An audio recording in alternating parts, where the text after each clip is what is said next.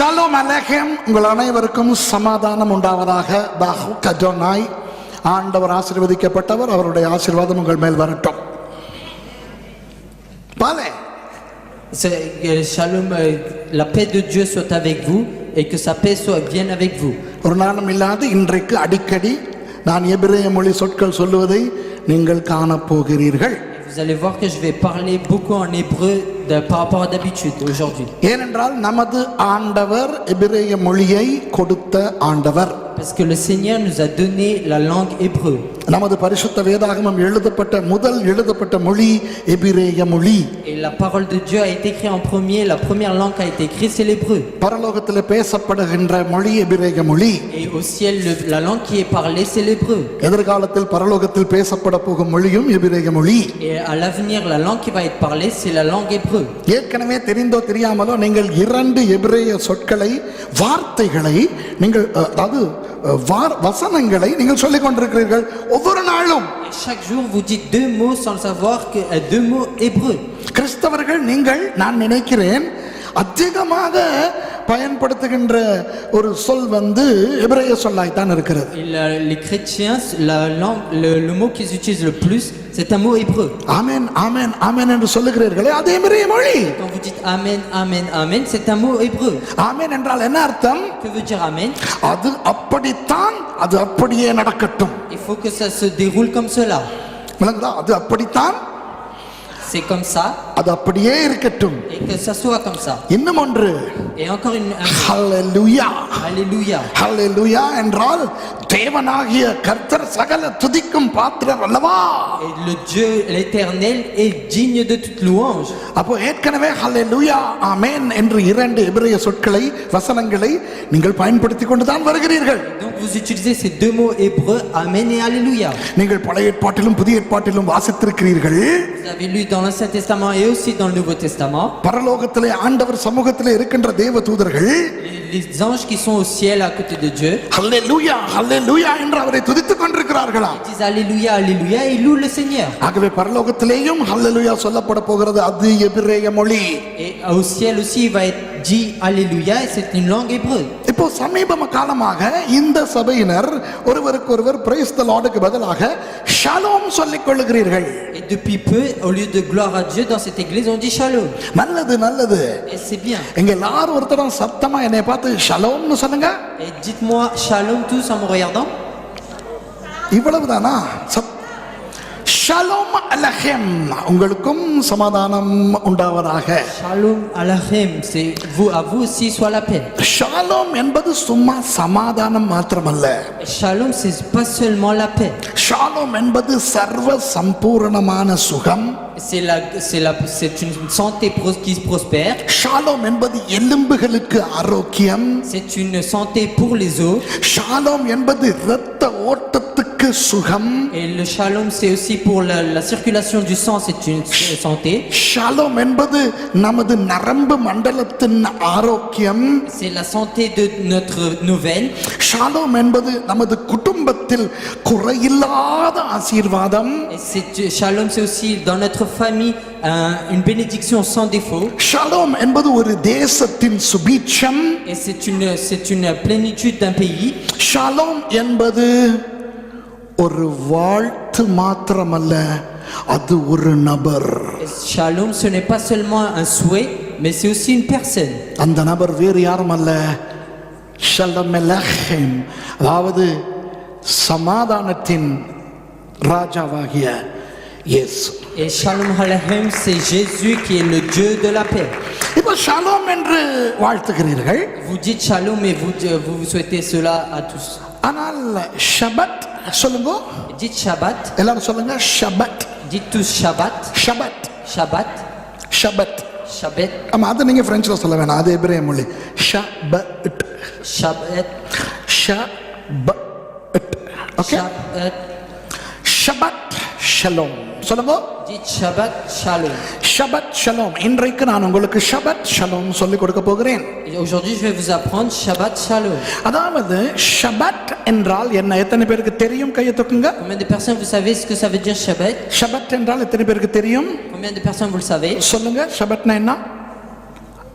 ஓய்வு நாள். சுமதி ஷபத்னா என்ன?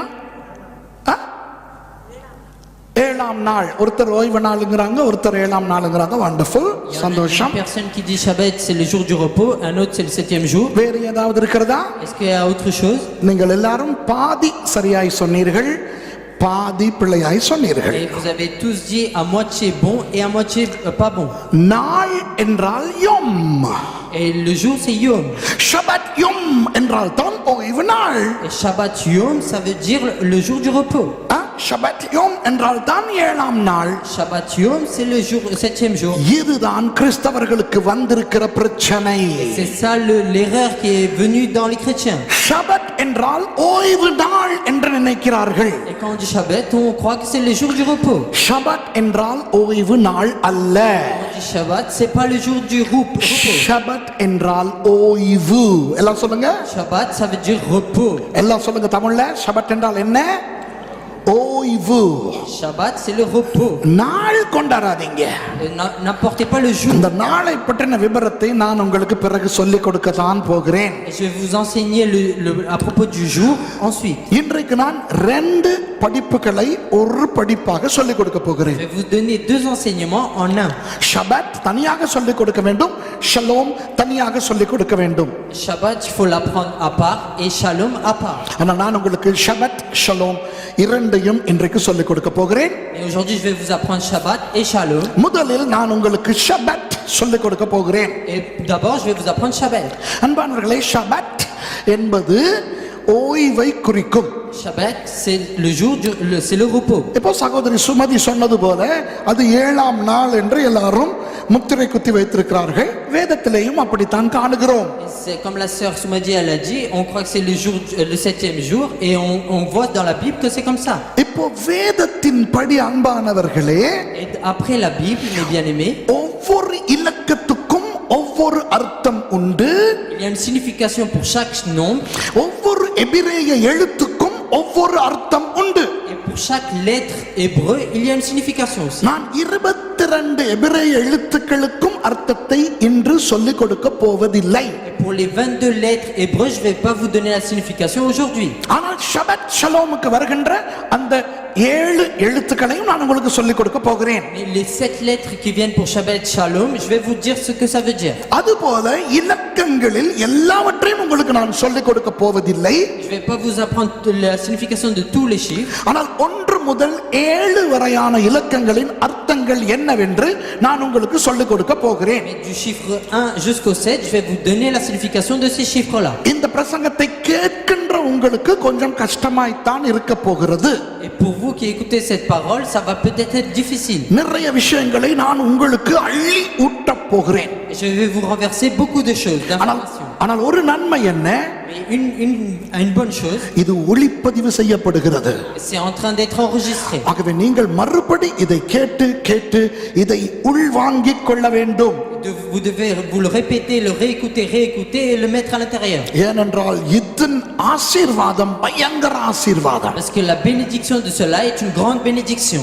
ஷபத் ஷலோம் ஆசீர்வாதம் இன்றிலிருந்து நமது வாழ்க்கைகளில் பயங்கரமாக செயல்பட போகிறது. Et la bénédiction de Shabbat Shalom va être bien dans notre vie. நம்புகிறீர்களா? Est-ce que vous y croyez? சரி, நிறைய பேர் எழுதி கொண்டிருக்கிறீர்கள், சந்தோஷம். Beaucoup vous écrivez, je suis heureux. 1 முதல் 7 வரையான அர்த்தங்களை நான் உங்களுக்கு முதலாவது சொல்லிக் கொடுக்க போகிறேன். Du chiffre 1 jusqu'au chiffre 7, je vais vous donner la signification tout d'abord. வேதத்தின்படி 1 என்பது தேவன். Et d'après la Bible, le 1 c'est Dieu. 2 என்பது பிரிவு. 2 c'est la division. 3 என்பது உயிர்த்தெழுதல். La 3 c'est la résurrection. 4 என்பது இயேசு. Le 4 c'est Jésus. 5 என்பது தேவ வல்லமை. Et le 5 c'est la puissance de Dieu. 6 என்பது மனிதன். Et le 6 c'est l'homme. 7 என்பது Sampooranam. Et la 7 c'est la plénitude. மறுபடி சொல்லவா? Est-ce que je peux le répéter? 1 தேவன். Le premier c'est Dieu. 2 பிரிவு. Le 2 c'est la division. 3 உயிர்த்தெழுதல். Le 3 c'est la résurrection. 4 இயேசு. Le 4 c'est Jésus. 5 தேவ வல்லமை. Le 5 c'est la puissance de Dieu. 6 மனிதன். Le 6 c'est l'homme. 7 Sampooranam. Et le 7 c'est la plénitude. அந்த 7 இருக்கிறதே, Et vous voyez le 7, அதுதான் ஷபத். Et c'est ça, Shabbat. அதாவது ஷபத் என்றால் Donc Shabbat, அதனுடைய அர்த்தம் என்ன தெரியுமா? vous savez c'est quoi la signification de cela? சம்பூரணமாக்கி விட்டு Et c'est dans la plénitude ஓய்தல். et ensuite être reposé. இந்த 1 முதல் 7 வரையானதை Et du 1 jusqu'au 7, நான் உங்களுக்கு சிருஷ்டிப்பில் காட்டப் போகிறேன். je vais vous le montrer dans la création. ஏதோ நீங்கள் ஸ்கிரீனை பார்க்கும் பொழுது உங்களுக்கு தெரிகிறது. On peut le voir sur l'écran à Kamoul. நான் சொன்ன அந்த 7 இருக்கிறது பாருங்க. Il y a les 7 choses que j'ai dit. ஒன்று தேவன், சொல்லுங்க. Le 1 c'est Dieu, 2 பிரிவு, 2 c'est la division, 3 உயிர்த்தெழுதல், 3 c'est la résurrection, 4 இயேசு, le 4 c'est Jésus, 5 தேவ வல்லமை, le 5 c'est la puissance de Dieu, 6 மனிதன், le 6 c'est l'homme 7 சம்பூர்ணம். et le 7 c'est la plénitude. ஆதியாகமம் 1 அதிகாரத்துக்கு திருப்பிக் கொள்ளுங்கள். Donc, allez dans Genèse chapitre 1. யார் பைபிள் வாசிக்க போகிறார்? பாஸ்டர் பரம் வாசிக்க போகிறார். ஓகே, இப்போ முதலாவதை சொல்லுகிறேன். ஆண்டவர் முதலாவது நாள் என்னத்தை உண்டாக்கினார்? Et le premier jour qu'a créé le Seigneur.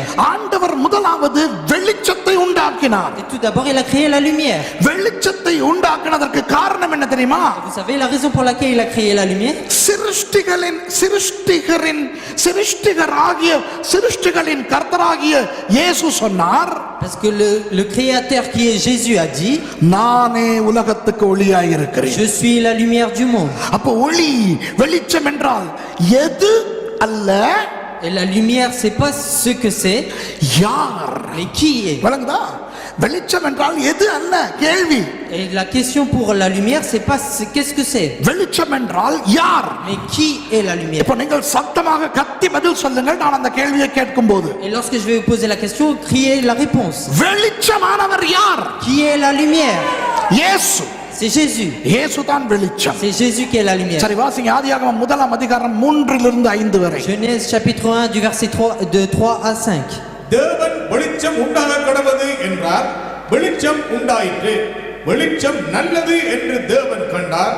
வெளிச்சத்தையும் இருளையும் தேவன் வெவ்வேறாக பிரித்தார். தேவன் வெளிச்சத்துக்கு பகல் என்று பெயரிட்டார், இருளுக்கு இரவு என்று பெயரிட்டார்.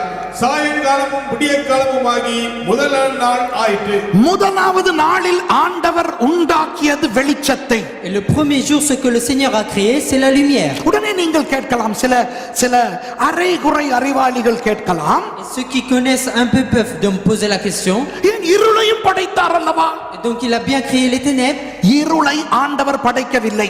Les ténèbres le Seigneur ne l'a pas créé. ஏனென்றால் இருள் என்று ஒன்று இல்லை. Parce qu'il n'y a pas une chose qui s'appelle les ténèbres. இருள் என்றால் என்ன தெரியுமா? Vous savez ce qu'est les ténèbres? வெளிச்சம் இல்லாத தன்மை. C'est lorsqu'il n'y a pas de lumière. வெளிச்சத்தை இல்லாமல் ஆக்கிவிட்டால் Si on fait en sorte que la lumière disparaît, ஒரு நிலை வருகிறது. il y a une situation qui se crée. அந்த நிலைக்கு பேர் தான் இருள். Et c'est cela que nous appelons les ténèbres. இதோ இந்த அரங்கம் முழுக்க வெளிச்சமாய் இருக்கிறது. Et toute cette salle est remplie de lumière. இருள் என்று ஒன்று இருந்தால் Et s'il y avait une chose qui s'appelle ténèbres, இருளை உள்ளே வர வைக்க முடியும். on peut faire rentrer les ténèbres. இருளை உள்ளே வர வைக்க முடியுமா? Est-ce qu'on peut faire rentrer les ténèbres ici? வெளிச்சம் இருக்கும் பொழுது இருள் வருமா? Et lorsqu'il y a la lumière, est-ce que les ténèbres peuvent rentrer? வராது.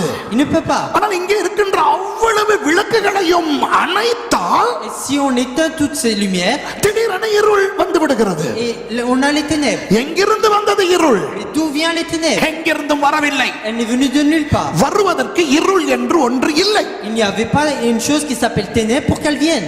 இருள் என்பது வெளிச்சம் இல்லாத நிலை. Et les ténèbres, c'est une situation où il n'y a pas de lumière. ஆண்டவர் ஒன்று தேவன் என்றபடியினால் Parce que le 1 c'est Dieu. முதலாம் நாள் Le premier jour, தன்னை அடையாளப்படுத்தும் வெளிச்சத்தை உண்டாக்கினார். il a créé la lumière qui le signifie. வெளிச்சம் இருக்கும் நிலையை பகல் என்று அழைத்தார். Et c'est que la situation où il y a la lumière, il l'appelle jour.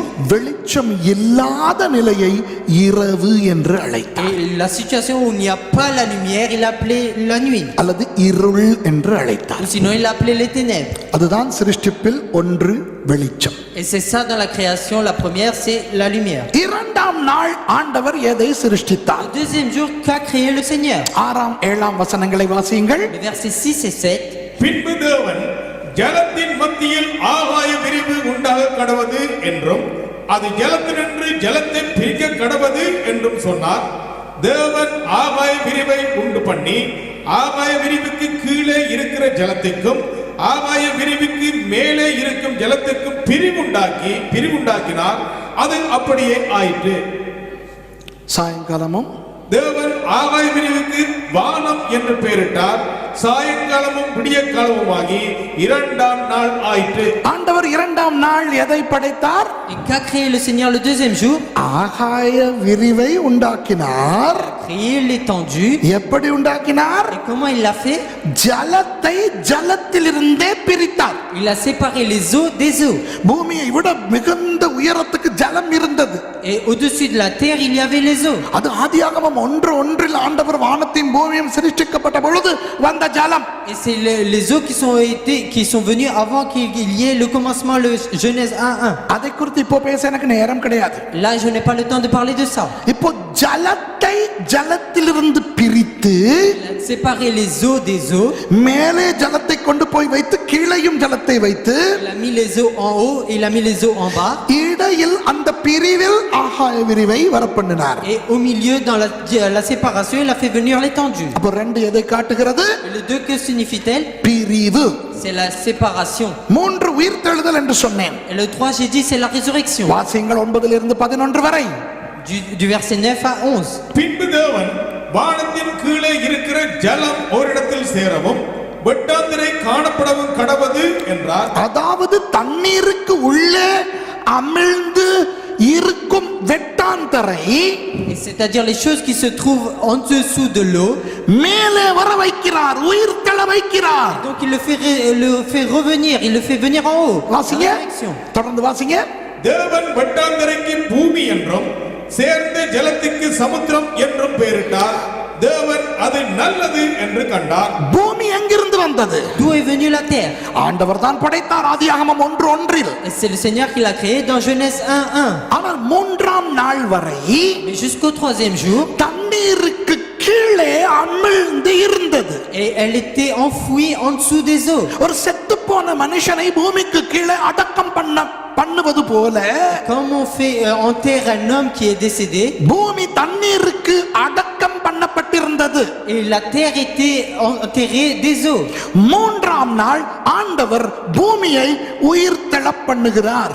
Et le 3e jour, le Seigneur fait en sorte que la terre ressuscite. பிற்காலத்தில் YONO மீன் வயிற்றுக்குள் சமுத்திரத்துக்கு அடியில் இருந்த பொழுது, Et dans la suite, quand Jonas était dans la gueule du poisson, 3ஆம் நாள் அந்த மீன் அவனை கரையில் கக்கி போட வைத்தார். il a fait en sorte que le poisson le vomisse le 3e jour. மரித்த இயேசு 3ஆம் நாள் நிலத்தில் இருந்து கல்லறையில் இருந்து உயிர் தெழும்பினார். Et le 3e jour, le Seigneur Jésus est sorti des pierres de la terre, il a ressuscité. 3 எதை காட்டுகிறது? Que montre le 3? உயிர் தெழுதல். C'est la résurrection. 4 எதை காட்டுகிறது? Le 4, que signifie-t-elle? சூரியன். C'est le soleil. அதாவது இயேசு மல்கியா 4ஆம் அதிகாரத்திலே 2ஆம் வசனத்திலே நீதியின் சூரியன் என்று காட்டப்படுகிறார். Et dans Malachie 4:2, il est dit que Jésus est le soleil de justice. அது மாத்திரமல்ல, இயேசுவானவர் சொல்லுகிறாரே, நானே வெளிச்சமா இருக்கிறேன், ஒளியா இருக்கிறேன் என்று. Et Jésus, lorsqu'il dit moi-même je suis la lumière, அந்த இடத்துல அவர் பயன்படுத்தின அந்த சொல் சூரியனை குறிக்கும். et le mot qu'il a utilisé signifie le soleil. ஆகவே 4ஆம் நாள் இயேசுவை அடையாளப்படுத்தும் சூரியனை ஆண்டவர் உண்டாக்குகிறார். Et le Seigneur a créé le 4e jour Jésus, c'est le soleil qui signifie Jésus. சூரியனிலிருந்து வெளிச்சத்தை வாங்கும் சந்திரனை உண்டாக்குகிறார். Ensuite de là, il a fait créer la lune. சூரிய சந்திரனுக்கு துணையாக இருக்கக்கூடிய நட்சத்திரங்களை உண்டாக்குகிறார். வாசிங்க 16வது வசனம். Et le verset 16, les étoiles aussi il les crée. தேவன் பகலை ஆள பெரிய சுடரும் இரவை ஆள சிறிய சுடரும் ஆகிய 2 மகத்தான சுடர்களையும் நட்சத்திரங்களையும் உண்டாக்கினார்.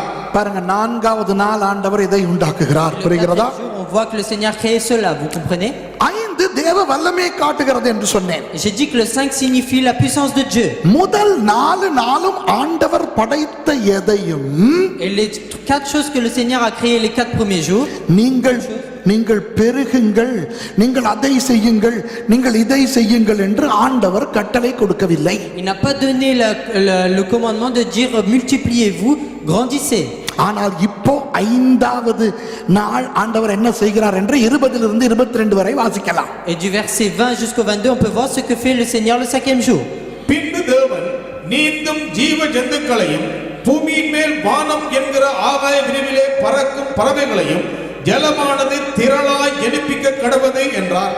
தேவன் மகா மச்சங்களையும் ஜலத்தில் தங்கள் தங்கள் ஜாதியின்படியே திரளாய் ஜனிப்பிக்கப்பட்ட சகலவித நீர் வாழும் ஜந்துக்களையும் சிறகுள்ள ஜாதி ஜாதியான சகலவித பட்சிகளையும் சிருஷ்டித்தார்.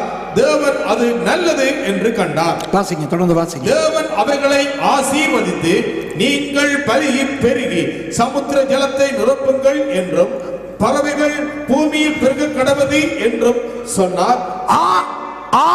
ஆண்டவர் முதல் தடவையாக தன் சிருஷ்டிப்போடு பேசுகிறார். Et c'est la première fois que le Seigneur parle avec sa création. அவர் பேசும்போது என்ன வரும்?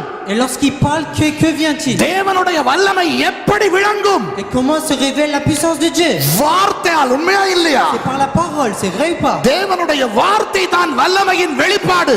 Et c'est par la parole de Dieu qu'il y a la puissance de Dieu, la révélation. இங்க பாருங்கள், ஒரு பயங்கரமான பிரசங்கத்தை செய்து கொண்டிருக்கிறேன். Je suis en train de parler d'une grande prédication. சும்மா செத்து போனவர்களை போல கேட்டுக்கொண்டிருக்க கூடாது. Il faut pas l'écouter comme des personnes mortes. சும்மா சொரித்தனமான பிரசங்கத்தை கேட்கிறது போல பேந்த முழித்துக் கொண்டிருக்க கூடாது. Il faut pas être en train d'écouter, veiller pour écouter comme une prédication hasardeuse. பயங்கர ரகசியத்தை நான் வெளியே உங்களுக்கு கொண்டு வர போகிறேன். Je vais vous faire montrer beaucoup de mystères de là. ஆகவே நீங்கள் உற்சாகமாக பிரசங்கத்தை கேட்க வேண்டும். Avec enthousiasme, vous devez écouter le prédication. நேரத்தை மறந்து விடுங்கள். Oubliez le temps. பயப்படாதீங்க, அடுத்த ஞாயிற்றுக்கிழமை நான் இல்ல.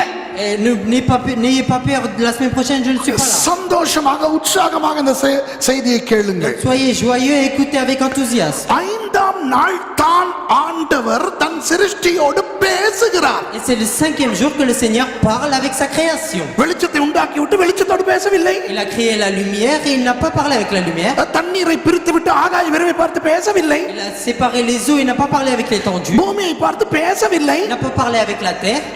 சூரியனை பார்த்து கூட பேசவில்லை. Avec le soleil, il n'a pas parlé non plus. ஆனால் இப்போ மீன்களையும் பறக்கும் பறவைகளையும் உண்டாக்கி விட்டு என்ன தெரியுமா சொல்லுகிறார்? Et après avoir créé les poissons et les oiseaux, vous savez ce qu'il dit? அவற்றை ஆசீர்வதிக்கிறார். Il est béni. ஆசீர்வாதம் என்றால் என்ன? C'est quoi la bénédiction? தேவனுடைய வல்லமை. C'est la puissance de Dieu. தேவனுடைய வல்லமை தான் நம்மை ஆசீர்வதிக்கிறது. C'est la puissance de Dieu qui nous bénit. இப்போ அவர் அந்த சிருஷ்டிக்கு வல்லமை கொடுத்து சொல்லுகிறார். Et en donnant la puissance à sa création, il dit, நீங்கள் பெருகுவதற்கு நான் உங்களுக்கு வல்லமை கொடுக்கிறேன். je vous donne la puissance afin que vous puissiez vous multiplier. 5 தேவனுடைய வல்லமையை காட்டுகிறது. 5 signifie la puissance de Dieu. 6 மனிதனை காட்டும். வாசிங்க 26 லிருந்து 28 வரை. பின்பு தேவன் நமது சாயலாகவும் நமது ரூபத்தின்படியேயும் மனுஷனை உண்டாக்குவோமாக. அவர்கள் சமுத்திரத்தின் மச்சங்களையும் ஆகாயத்து பறவைகளையும் மிருக ஜீவன்களையும் பூமி அனைத்தையும் பூமியின் மேல் ஊறும் சகல பிராணிகளையும் ஆளக்கடவர்கள் என்றார். சரி, 6வது நாள் ஆண்டவர் எதை உண்டாக்குகிறார்? Le 6e jour, que crée le Seigneur? மனிதனை Il உண்டாக்குகிறார். crée l'homme. அப்போ 6 எதை குறிக்கும்? Donc le 6, que signifie-t-elle? பாருங்கள், 1 to 6 வரை Donc regardez de 1 jusqu'à 6. அந்த விடயம் சிருஷ்டிப்பிலே கூட ஒளிந்திருக்கிறது தெரிகிறதா? Vous voyez que même dans la création, on voit ces choses-là. சிருஷ்டிப்பில் மாத்திரமல்ல, Non seulement dans la création. முழு வேதத்திலும் பார்க்கும் பொழுது Si on regarde dans toute la parole, இந்த காரியங்கள் வெளிப்படுகின்றன. on peut voir toutes ces choses qui se révèlent. கடைசியாக ஒரு தடவை இவற்றை சொல்ல விரும்புகிறேன். Je veux dire dernièrement et encore cette chose. 1 தேவன், Le 1 c'est Dieu, 2 பிரிவு, le 2 c'est la division, 3 உயிர்த்தெழுதல், 3 c'est la résurrection, 4 இயேசு நீதியின் சூரியனாகிய இயேசு, le 4 c'est Jésus qui est la lumière juste, 5 தேவ வல்லமை, le 5 c'est la puissance de Dieu, 6 மனிதன், le 6 c'est l'homme, 7 Sampooranam. et le 7 c'est la plénitude. இப்போ இந்த 7 தான் நம்முடைய முழு கதையுமே. Et le 7 c'est toute notre histoire. எங்கே வாசிப்போமா? ஆதியாகமம் 2ஆம் அதிகாரம் முதல் 3 வசனங்களையும். Est-ce qu'on peut lire les 3 premiers versets du chapitre 2 de Genèse? இவ்விதமாக வானமும் பூமியும் அவைகளின் சர்வ சேனையும் உண்டாக்கப்பட்டு தீர்ந்தன. தேவன் தாம் செய்த தம்முடைய கிரியையை 7ஆம் நாளிலே நிறைவேற்றி தாம் உண்டாக்கின தம்முடைய கிரியைகளை எல்லாம் முடித்த பின்பு 7ஆம் நாளில் ஓய்ந்திருந்தார். ஆண்டவர் எப்போ நிறைவேற்றி முடிக்கிறார்? Quand est-ce que le Seigneur finit toute chose? 7ஆம் நாள். C'est le 7e jour. Pastor, திரும்ப வாசிங்க ஒருக்கா. தேவன் தாம் செய்த தம்முடைய கிரியையை 7ஆம் நாளிலே நிறைவேற்றி. கொஞ்சம் இருங்க, எல்லாரும் சொல்லுங்க. நிறைவேற்றி சொல்லுங்க. Dites tous achevé. நிறைவேற்றி Achevé. தாம் உண்டாக்கின தம்முடைய கிரியைகளை எல்லாம் முடித்த பின்பு சொல்லுங்க. Faites. அடுத்தது வாசிங்க. 7ஆம் நாளிலே ஓய்ந்திருந்தார். ஸ்லைட பாருங்க. 2ஆம் வசனத்திலே ஷபத் என்றால் என்ன என்று நான் உங்களுக்கு அர்த்தத்தை காட்டுகிறேன். Et du verset 2, je vais vous montrer la signification de Shabbat. இந்த மேலே இருக்கிற அந்த எழுத்துக்களை குறித்த ஒரு விஷயம். Et à propos des lettres qui sont écrites en haut, je vais vous dire une chose. Tamil French மாதிரி எபிரேய மொழி இடமிருந்து வலமாக வாசிக்கப்படுவது அல்ல. Et c'est pas comme le tamoul ou le français, ça ne se lit pas de gauche à droite, வலமிருந்து இடமாக. mais de la droite vers la gauche. இதோ நீங்கள் பார்க்கின்ற அந்த 3 எழுத்துக்கள் Donc les 3 lettres que vous voyez, நீங்கள் அந்த பக்கம் இருந்து இந்த பக்கம் வாசிக்க கூடாது. donc vous devez pas le lire de là-bas vers ici, இந்த பக்கம் இருந்து அந்த பக்கம் வாசிக்க mais de வேண்டும். ce côté vers là-bas. ஷபத். Shabbat. எங்க எல்லாம் சொல்லுங்க. Dites-le tous. ஷபத். Shabbat. சரி, இந்த ஷபத் என்றால் என்ன என்பது ஆதியாகமம் 2:2 வருகிறது. Donc la signification de Shabbat, c'est écrit dans Genèse chapitre 2 verset 2. ஷபத் என்ற அந்த எபிரேய சொல் Donc le mot de Shabbat en hébreu, வேதத்தில் முதல் வருகின்ற இடம் ஆதியாகமம் 2:2. dans la Bible, la première fois qu'elle apparaît, c'est dans Genèse 2:2. அதிலே பாருங்கள், நான் எழுதியிருக்கிறேன், நிறைவேற்றி, Donc c'est achevé, முடித்து, c'est fait ஓய்ந்திருந்தார். et reposé ensuite. அந்த நிறைவேற்றி, Donc achevé, முடித்து, fait ஓய்ந்ததுக்கு பேர் தான் ஷபத். et reposé ensuite, c'est ça qui veut la signification de Shabbat. நன்றாய் கவனியுங்கள். Donc regardez bien. ஷபத் என்பது Shabbat, ஓய்வு நாள் அல்ல, ce n'est pas le jour du repos, ஓய்வு. c'est le repos. ஷபத் என்பது சும்மா ஓய்வு அல்ல. Shabbat, c'est pas le repos simple, நிறைவேற்றி, c'est achevé, முடித்து, fait ஓய்வதற்குத்தான் ஷபத் என்று பேர். et reposer ensuite, c'est ça Shabbat. இப்போ 3வது வசனத்தை வாசிங்க பாஸ்டர். Le verset 3. தேவன் தாம் சிருஷ்டித்து உண்டு பண்ணின தம்முடைய கிரியைகளை எல்லாம் முடித்த பின்பு அதிலே ஓய்ந்திருந்தபடியால் தேவன் 7ஆம் நாளை ஆசீர்வதித்து அதை பரிசுத்தமாக்கினார். அதிலே ஓய்ந்தபடியினால் C'est parce qu'il s'est reposé ce jour-là, அந்த நாளுக்கு ஒரு மகிமையை கொடுத்தார். il a donné une gloire à ce jour-là. Hello, விளங்குதா உங்களுக்கு? Donc est-ce que vous comprenez? அதாவது C'est-à-dire, ஒருவர் மதிப்புக்கு உரியவர் வந்து உட்கார்ந்தபடியினால் parce qu'une personne honorable s'est assise, அந்த நாட்காலிக்கு கௌரவம், அந்த நாட்காலிக்கு கௌரவம். et c'est pour cette chaise il y a une honneur. மற்றபடி அந்த நாட்காலி மற்ற நாட்காலிகள் போலத்தான். Et sinon cette chaise elle est comme toutes les autres. ஆனால் அவர் அமர்ந்தபடியினால் Mais parce que lui il s'est assis dessus, இந்த நாட்காலிக்கு கௌரவம் வந்து விட்டது. புரியுதா? la chaise a eu une honneur. ஆகவே ஷபத் என்பது 7ஆம் நாள் அல்ல, Donc Shabbat c'est pas le 7e jour, அது ஒரு நாளே அல்ல, ce n'est même pas un jour, அது ஓய்வு. c'est le repos. யாருடைய ஓய்வு? C'est le repos de qui? தேவனுடைய ஓய்வு. C'est le repos de Dieu. எப்படிப்பட்ட ஓய்வு? Quel genre de repos? களைத்து போய் கொஞ்சம் ஓய்வு எடுப்போம், அந்த ஓய்வா? Est-ce que c'est le repos que lorsque nous sommes fatigués? இல்லை. Non, c'est pas ça. ஒரு வேலையே இல்லையே, என்ன செய்வோம்? Et j'ai pas de travail, qu'est-ce que je peux faire? சரி, கொஞ்ச நேரம் ஓய்வு எடுப்போம், அந்த ஓய்வா? Je vais me reposer un peu. Est-ce que c'est ce repos? இல்லை. Non, c'est pas ce repos. எந்த ஓய்வு? C'est quel repos? நிறைவேற்றி, C'est achevé, முடித்து, fini, ஓய்ந்திருக்கும் ஓய்வு. et ensuite c'est le repos qu'on a. விளங்குதா உங்களுக்கு? Est-ce que vous comprenez? Hello, விளங்குதா? Est-ce que vous comprenez? ஷபத் என்றால் என்ன? Donc Shabbat, que veut signifier? நிறைவேற்றி, C'est achevé, முடித்து, fini, ஓய்ந்திருத்தல். et ensuite se reposer. யூதர்களுக்கு மாத்திரம், இஸ்ரவேலர்களுக்கு மாத்திரம் அவர் ஒரு விளையாட்டை போட்டார். இஸ்ரவேலர்களுக்கு மாத்திரம் ஆண்டவர் ஒரு காரியத்தை செய்தார். Et juste pour les Israélites, le Seigneur a fait une chose.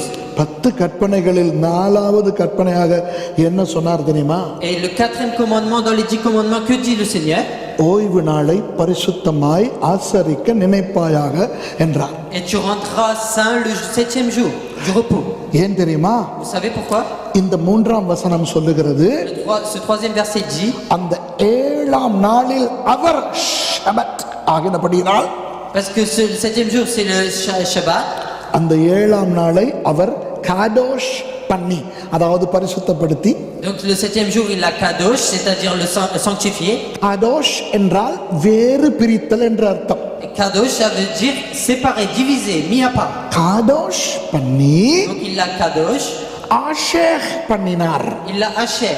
ஆஷேர் என்றால் ஆசீர்வதித்தல். Asher ça veut dire la bénédiction. அப்போ ஆண்டவர் Donc le Seigneur, ஷபத் என்கின்ற அந்த நாளை, le jour qui est Shabbat, அதாவது அவர் ஷபத் எடுத்த அந்த நாளை le jour où lui il a Shabbat, காடோஷ் செய்து il a kadosh ஆஷேர் செய்தார். et il a asher. அதாவது பரிசுத்தப்படுத்தி வேறு பிரித்து Il a sanctifié, il a mis à part ஆசீர்வதித்தார். et ensuite il a béni. அதனால் தமது ஜனங்களுக்கு சொன்னார், Donc il a dit à son peuple, நீங்கள் அந்த 7ஆம் நாளை donc le 7e jour, நீங்கள் காடோஷ் பண்ணுங்கள், வேறு பிரித்து எடுங்கள். donc vous kadosh, faites le kadosh, c'est-à-dire mettez à part, நான் ஆஷேர் பண்ணுகிறேன், ஆசீர்வதிக்கிறேன். et moi je le asher, c'est-à-dire je le bénis. இஸ்ரவேலர்களுக்கு என்ன கட்டளை கொடுக்கப்பட்டது? Et quel est le commandement qui a été donné aux Israélites?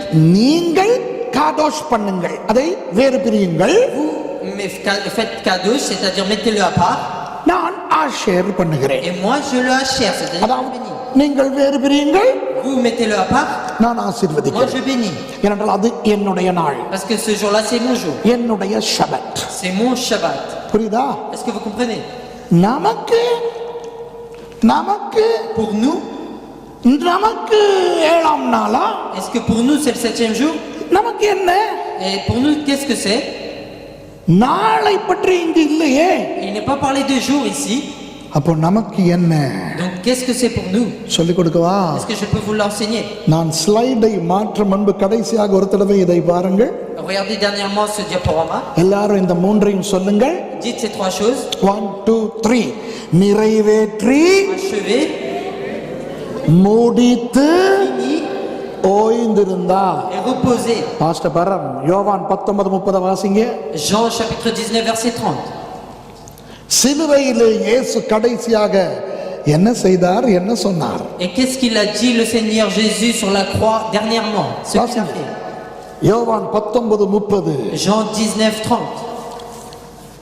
இயேசு என்ன செய்கிறார்? Que fait le Seigneur? இயேசு காடியை வாங்கின பின்பு முடிந்தது என்று சொல்லி தலையை சாய்த்து ஆவியை ஒப்பு கொடுத்தார். அன்பானவர்களே, இயேசுவுக்கு காடி கொடுக்கப்பட்ட பொழுது Lorsqu'il a été donné le vinaigre au Seigneur, நிறைய பேர் நினைக்கிறார்கள் இயேசு அந்த காடியை குடிக்கவில்லை என்று. et beaucoup croient que le Seigneur n'a pas bu ce vinaigre. அது கசப்பு தான். C'est vrai que c'est amer, ஆனால் மனிதனாக கடைசியாக சிலுவையில் இயேசுவானவர் செய்ய போகிற அந்த வேலை என்ன தெரியுமா? vous savez le dernier travail que le Seigneur Jésus en tant qu'homme il allait faire. என்னை அடித்தான், Ils m'ont frappé, முள்முடி சூட்டினான், ils ont mis la couronne d'épices, சாட்டையால் அடித்தான், ils m'ont frappé avec le fouet, ஆணிகள் கடாவினான், ils ont mis les clous sur les mains, எவ்வளவோ செய்தான். ils ont fait beaucoup de choses. கடைசியாக அவன் செய்வதை நான் அனுமதிக்க போகிறேன். Et la dernière chose qu'il va faire, je vais lui autoriser. மனிதன் கடைசியாக சிலுவையில் தொங்கிக் கொண்டிருக்கும் இயேசுவுக்கு, உயிரோடு தொங்கிக் கொண்டிருக்கும் இயேசுவுக்கு என்ன செய்ய போகிறான்? Et qu'est-ce qu'il va faire dernièrement à Jésus qui est un homme et qui est pendu sur la croix? கசப்பான காடியை கொடுக்க போகிறான். Il va donner le vinaigre qui est amer. அவர் காடியை வாங்கின பின்பு, Et après avoir pris ce vinaigre, அதாவது அவர் கடைசியாய் மனிதன் கையால் ஒன்றை பெற்றுக்கொள்கிறார், துன்பமான வேதனையான ஒன்றை பெற்றுக்கொள்கிறார். il prend de l'homme une dernière chose qui est douloureuse. அதை வாங்கின பின்பு Et après avoir pris cela, முடிந்தது என்று சொல்லி il a dit que tout est accompli. தனது ஆவியை ஒப்புக் கொடுத்தார். Il a rendu son esprit. நிறைவேற்றி, Il a accompli, achevé, முடித்து, fini ஓய்ந்திருந்தார். et reposé. காடியை வாங்கி Il a pris le vinaigre, அதாவது மனிதன் தனக்கு கொடுக்கும் வேதனைகளை நிறைவேற்றி il a accompli les douleurs que l'homme allait lui donner. முடித்து Il a accompli தனது ஆவியை ஒப்பு et கொடுத்தார். il a donné et rendu son esprit. அப்படியானால் C'est-à-dire, ஷபத் என்றால் என்ன? que veut dire Shabbat? இயேசுவின் சிலுவை மரணத்தின் முடிவு. Et c'est la mort de Jésus-Christ, la mort de la croix. ஆமென். Dites Amen. விளங்குதா? Est-ce que vous comprenez? ஷபத் என்றால் உண்மையா என்ன? Shabbat, c'est qu'est-ce que c'est réellement? இயேசுவின் சிலுவை மரணம். La mort de la croix de Jésus. பாருங்க அந்த மூன்று காரியங்கள் Donc les trois choses que nous avons vues. நிறைவேற்றி Achevé, accompli, முடித்து fini ஓய்ந்திருந்தார். et reposé. காடியை வாங்கி Il a pris le vinaigre, முடிந்தது என்று சொல்லி dit que c'est accompli, ஆவியை ஒப்பு கொடுத்தார். il a rendu l'esprit. அதுவும் இதுவும் ஒரே மாதிரி இருக்கிறதா Et இல்லையா? ces deux choses elles se ressemblent beaucoup. இது Non? Suresh உருவாக்குனதா Est-ce que c'est Suresh qui l'a créé ஆனால் இது வேதத்திலே உள்ளதா? ou est-ce que c'est sur la parole? உண்மையாக ஷபத் என்றால் என்ன?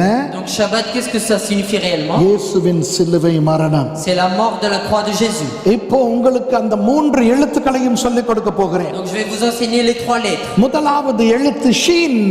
La première lettre c'est Shin. Sheen Shin. Sheen என்பது தன் பல்லால் ஒரு தன்னை கடித்து தன்னை அழித்துக் கொள்வதற்கு அடையாளம். C'est se mordre soi-même et se détruire lui soi-même avec les dents. இந்த எழுத்து எந்த படத்துக்கு ஒப்பானதா இருக்கிறது தெரியுமா? Vous savez à quoi cette image fait référence? இரண்டு பற்கள். C'est les deux dents. இந்த படத்தை பாருங்கள். இந்த எழுத்து Regardez cette image. இரண்டு பற்கள். C'est deux dents.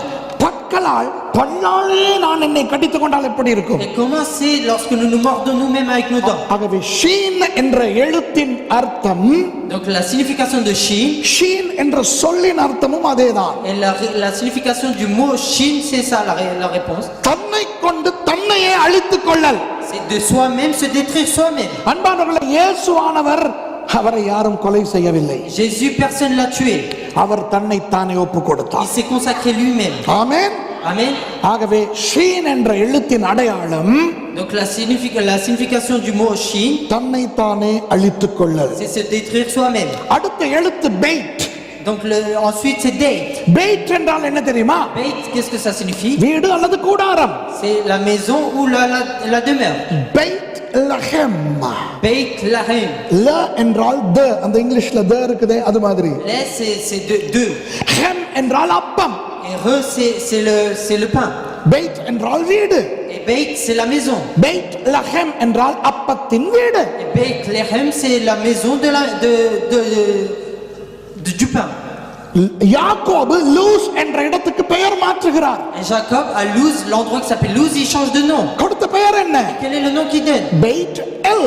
Beit El. Paid என்றால் வீடு, Beit c'est la maison. L என்றால் தேவன், El c'est Dieu.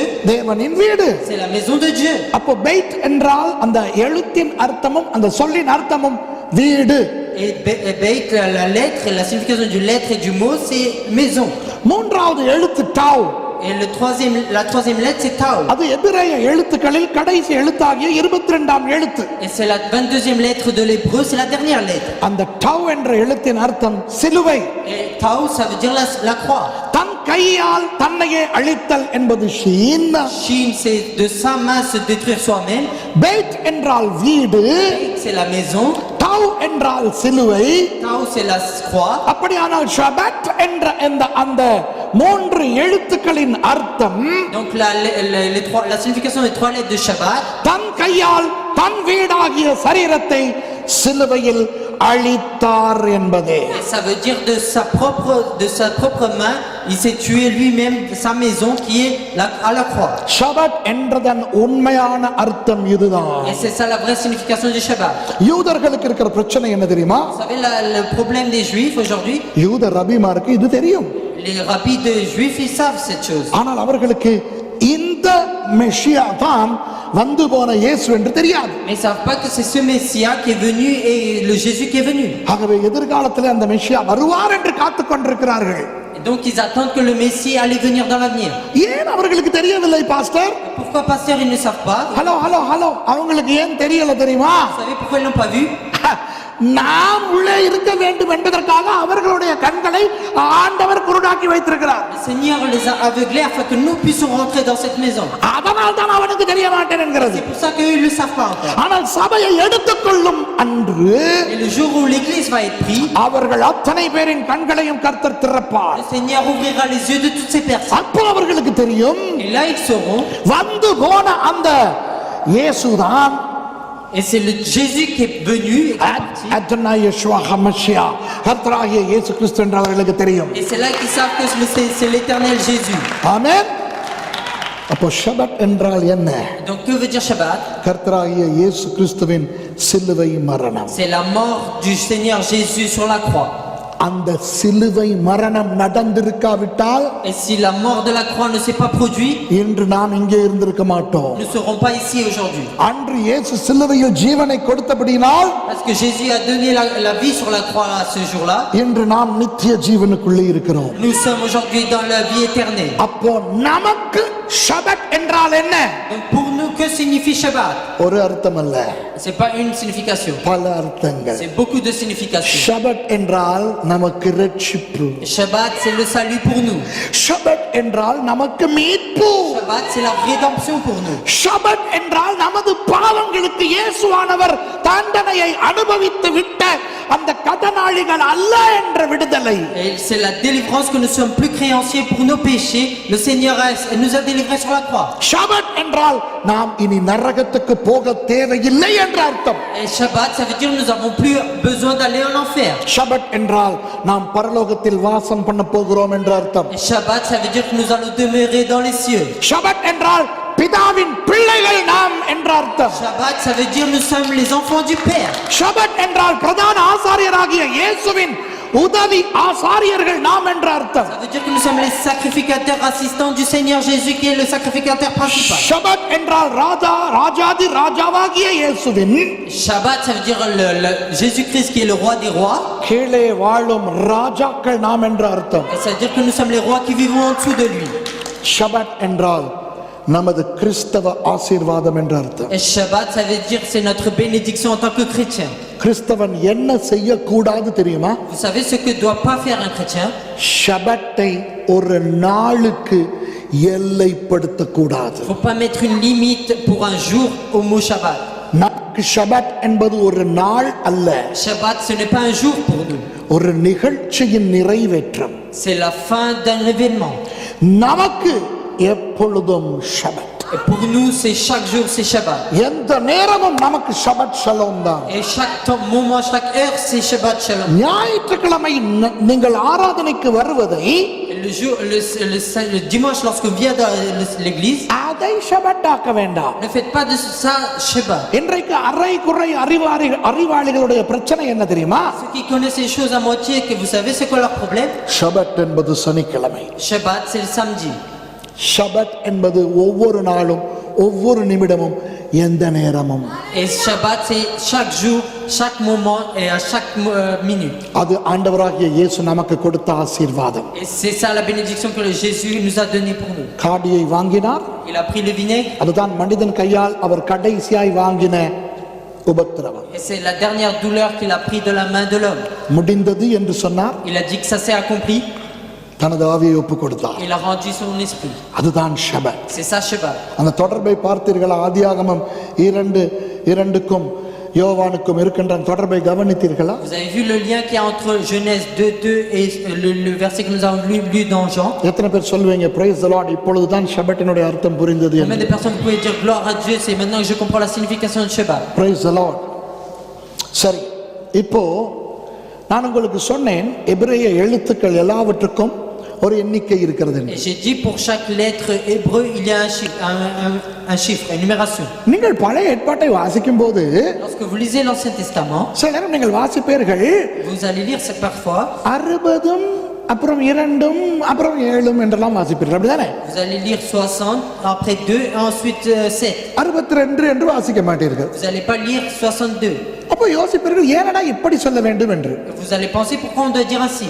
அதற்கு காரணம் La raison pour cela, எபிரேய மொழியில் 1 2 3 என்று இலக்கங்கள் கிடையாது. il n'y a pas en hébreu les chiffres 1, 2 et 3.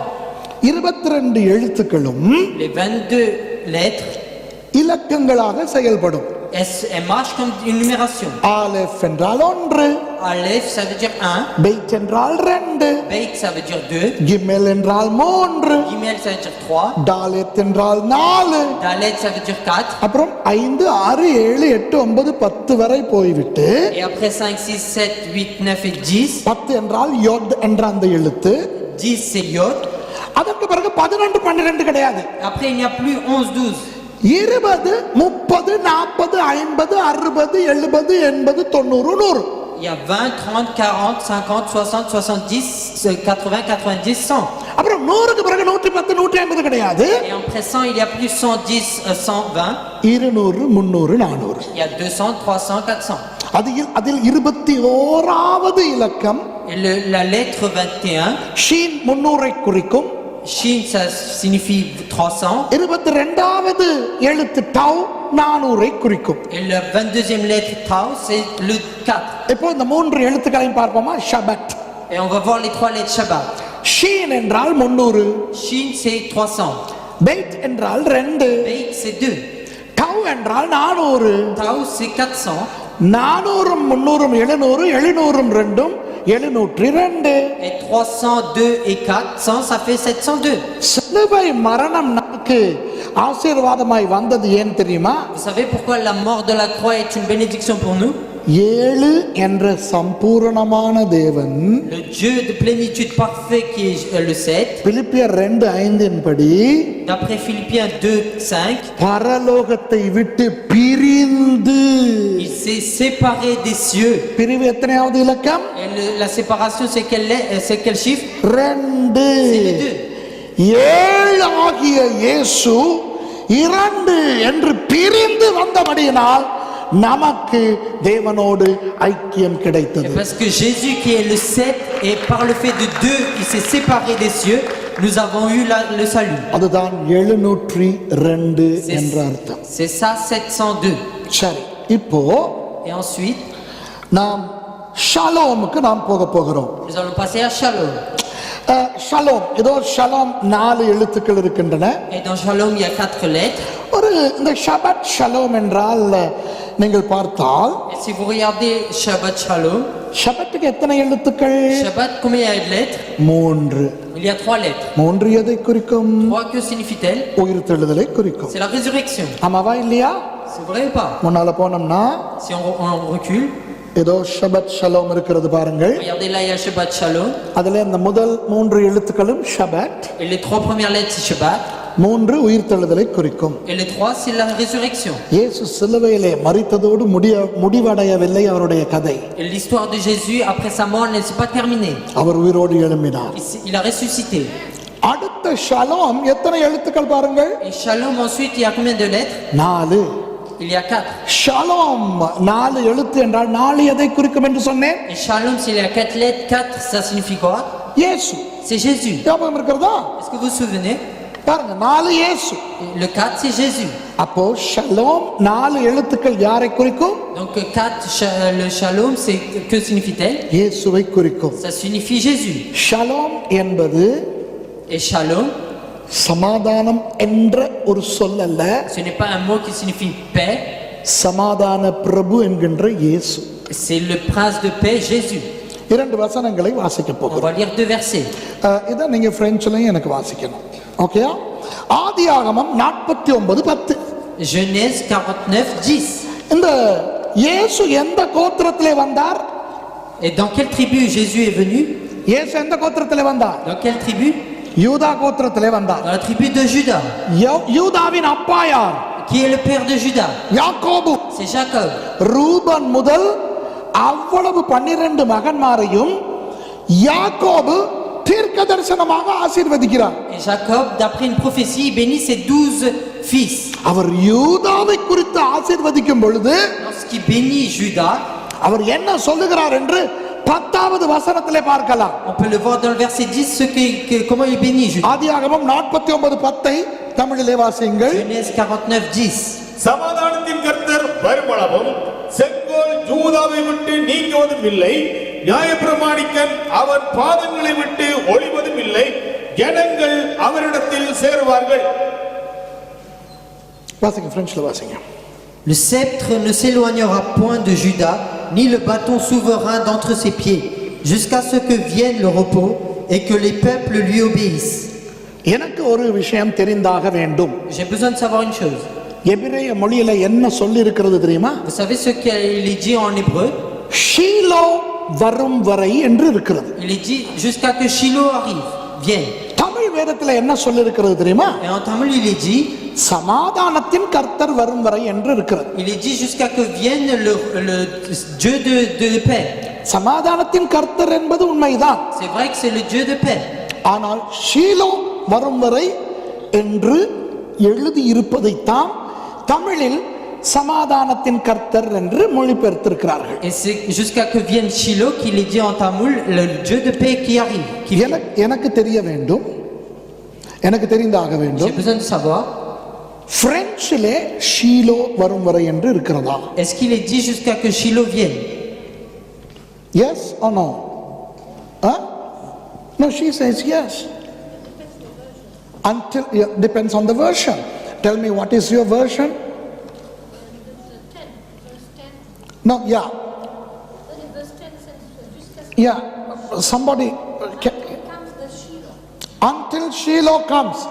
அவர்கள் வைத்திருக்கிற பிரெஞ்சு வேதத்திலே ஷீலோ வரும் வரை என்று அப்படியே இருக்கிறது. Et dans la version qu'elle a lu Pascal Nandi, c'est écrit Shiloh. சிங்களம் வாசிக்க தெரிந்தவர்கள் நீங்கள் பார்த்தால், Et c'est ceux qui lisent en singalam, vous lisez, ஷீலோ பமினெனதெக், அதாவது ஷீலோ வரும் வரை என்று இருக்கிறது. il est aussi écrit jusqu'à que Shiloh vienne. கடந்த நவம்பர் மாதம் Le mois dernier, novembre, இஸ்ரவேலிலே வாழும் சிங்கள சிலரை அழைத்து கொண்டு நான் ஷீலோவுக்கு போனேன். et je suis parti à Shiloh avec certains Singalais. அந்த ஷீலோவிலே வைத்து அவர்களுக்கு இந்த வசனத்தை வாசிக்க சொன்னேன். Et j'ai dit de Shiloh de lire ce verset. அவர்கள் வாசித்து அப்படியே ஆடி போனார்கள். Et ils ont lu ce verset, ils ont tremblé. அந்த இடத்தில் தேவனுடைய வல்லமை இறங்கியது. Et la puissance de Dieu est descendue sur eux. அவர்களுடைய உடம்புகள் எல்லாம் நடுங்க ஆரம்பித்தன. Leur corps a commencé à trembler. ஏனென்றால் ஷீலோ என்றால் என்ன என்று உங்களுக்கு சொல்லித் தருகிறேன். Et je vais vous expliquer ce qu'est Shiloh. யோசுவா இஸ்ரவேல் ஜனங்களை யோர்தானை கடந்து கானான் தேசத்துக்குள் கொண்டு போனார் அல்லவா? Josué avec le peuple d'Israël, ils ont traversé le Jourdain, ils sont partis jusqu'à Canaan. போனவர் முதலாக அடித்த அந்த நாட்டுக்கு அல்லது அந்த நகரத்துக்கு என்ன பேர்? Et comment s'appelait la première endroit où il a frappé? எரிகோ. C'est Jéricho. அடுத்து Et ensuite ஆய். Aï. இப்படி நகரங்கள் நகரங்கள் நாடுகள் நாடுகளாக அடித்து அடித்து அடித்து, Et après avoir après pays, il a combattu ces pays. யோசுவாவும் இஸ்ரவேல் ஜனங்களும் முழு கானான் தேசத்தையும் கைப்பற்றினார்கள் அல்லவா? Josué et le peuple d'Israël se sont emparés de tout le pays de Canaan. கைப்பற்றின பின்பு Après s'être emparés de ce pays, ஆசரிப்பு கூடாரத்தை எங்கே நிறுவினார்கள் தெரியுமா? vous savez où ils ont mis la tente d'assignation? ஷீலோவிலே. C'est à Shiloh. ஷீலோவிலே தான் Et c'est à Shiloh.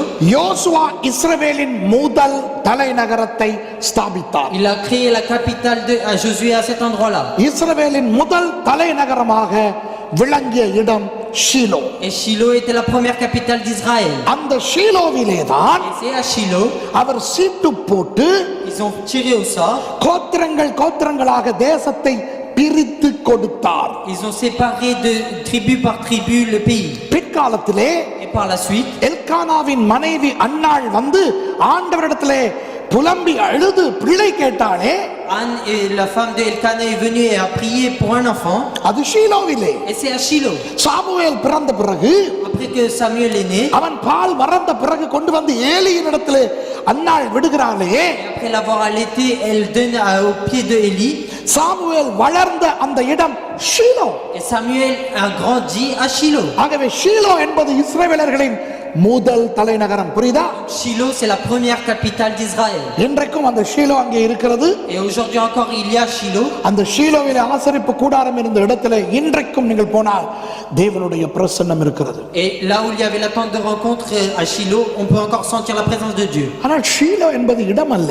Mais Shiloh, c'est pas une place. ஷீலோ என்பது ஆசரிப்பு கூடாரம் அல்ல. Shiloh, c'est pas la tente de rencontre. ஷீலோ என்பது அந்த ஆசரிப்பு கூடாரத்துக்கு உள்ளே இருக்கின்ற அந்த உடன்படிக்கை பெட்டி அல்ல. Ce n'est pas l'alliance, l'arche de l'alliance qui était dans cette tente. ஷீலோ யார் என்று Donc Shiloh qui est? அந்த ஷீலோ வரப்போகும் யூதா கோத்திரத்து தகப்பனாகிய யூதாவை பார்த்து யாக்கோபு தீர்க்க தரிசனமாக சொன்னதைத்தான் இப்பொழுது வாசித்தீர்கள். Là nous lisons la prophétie que Jacob a béni Judas en disant cette prophétie. So pastor பரம் எனக்கு ஒரு உதவி செய்யுங்க.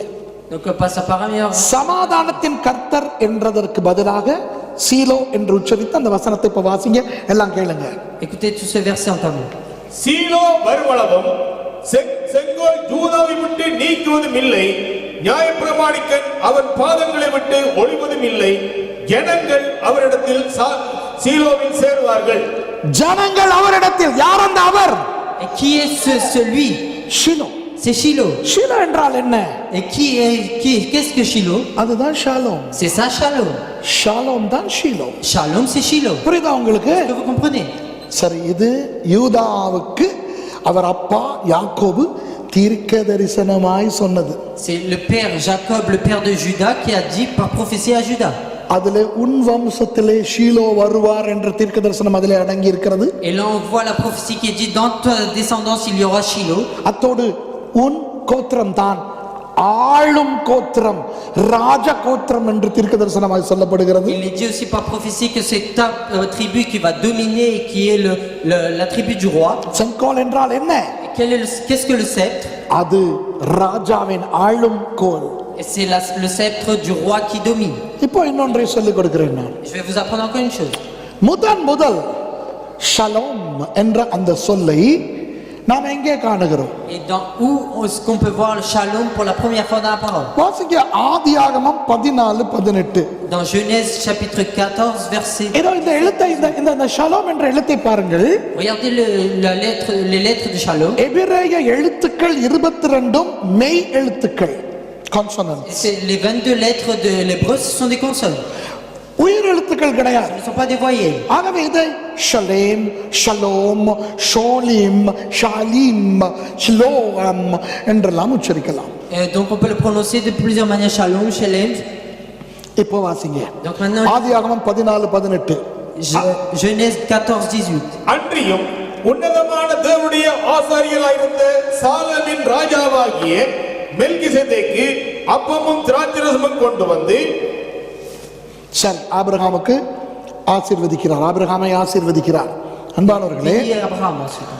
ஷலேம் என்ற ஒரு நாடு இருந்தது. Il y avait une lettre qui s'appelait une ville qui s'appelait Salem. அந்த நாட்டினர் எல்லாரும் ஆண்டவருடைய மக்கள். Et les gens de cette ville c'était tous des gens le peuple de Dieu. அவர்களை ஆட்சி செய்த ராஜாவின் பேர் Melchizedek. Et le roi qui dominait là-bas c'était Melchisedec. Melchizedek என்றால் நீதியின் ராஜா என்ற அர்த்தம். Melchisedec ça veut dire le roi de justice. அவரை குறித்து நீங்கள் பார்க்க வேண்டும் என்றால் Si vous voulez voir à propos de lui, எபிரேயர் dans Hébreu, 7-8 அதிகாரங்களை வாசித்து பார்த்துக் on peut கொள்ளுங்கள். le voir dans le chapitre 7 et 8. ஆகவே ஷாலேம் என்பது முதலாவது சொல்லப்படுவது ஆதியாகமம் 14. Et dans Shalem, on le voit pour la première fois dans Genèse chapitre 14. மெல்கிசேதேக்கு ஆட்சி செய்த அந்த ஷாலேம் தான் Et le Melchisedec, là où dominait Melchisedec Salem, பிற்காலத்தில் யெகூ ஷாலேமாக மாறியது. et c'est ça qui est devenu Yerouk Shalem par la suite. இன்றைய எருசலேம் தான் அந்த Shalem. Et c'est le Jérusalem d'aujourd'hui qui est le Salem d'avant. சரி, இப்போ இந்த Shalom என்கின்ற சொல்லை ஆராய போகிறோம். Donc là, on va étudier sur Shalom. ஷபத்தை ஆராய்ந்தது போலவே இதையும் ஆராய்ந்து பார்ப்போமா? Et comme nous avons vu pour Shabbat, on va voir aussi Shalom. 4 எழுத்துக்கள். Il y a 4 lettres. Shin, Lamed, Waw, Mem. Shil, Lamed, Lamed, Waw, Waw. Mem. 4 எழுத்துக்கள். சரியா?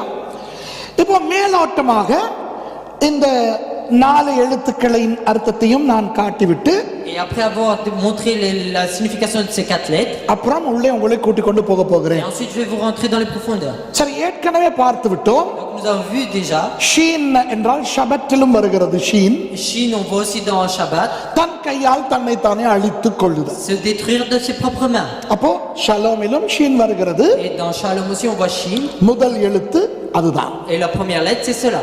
இரண்டாவது எழுத்து லாமேட், ல ல. Et la deuxième lettre c'est Lamed. இந்த லாமேட் என்றால் என்ன? Que veut dire Lamed? மேய்ப்பனின் கோல்.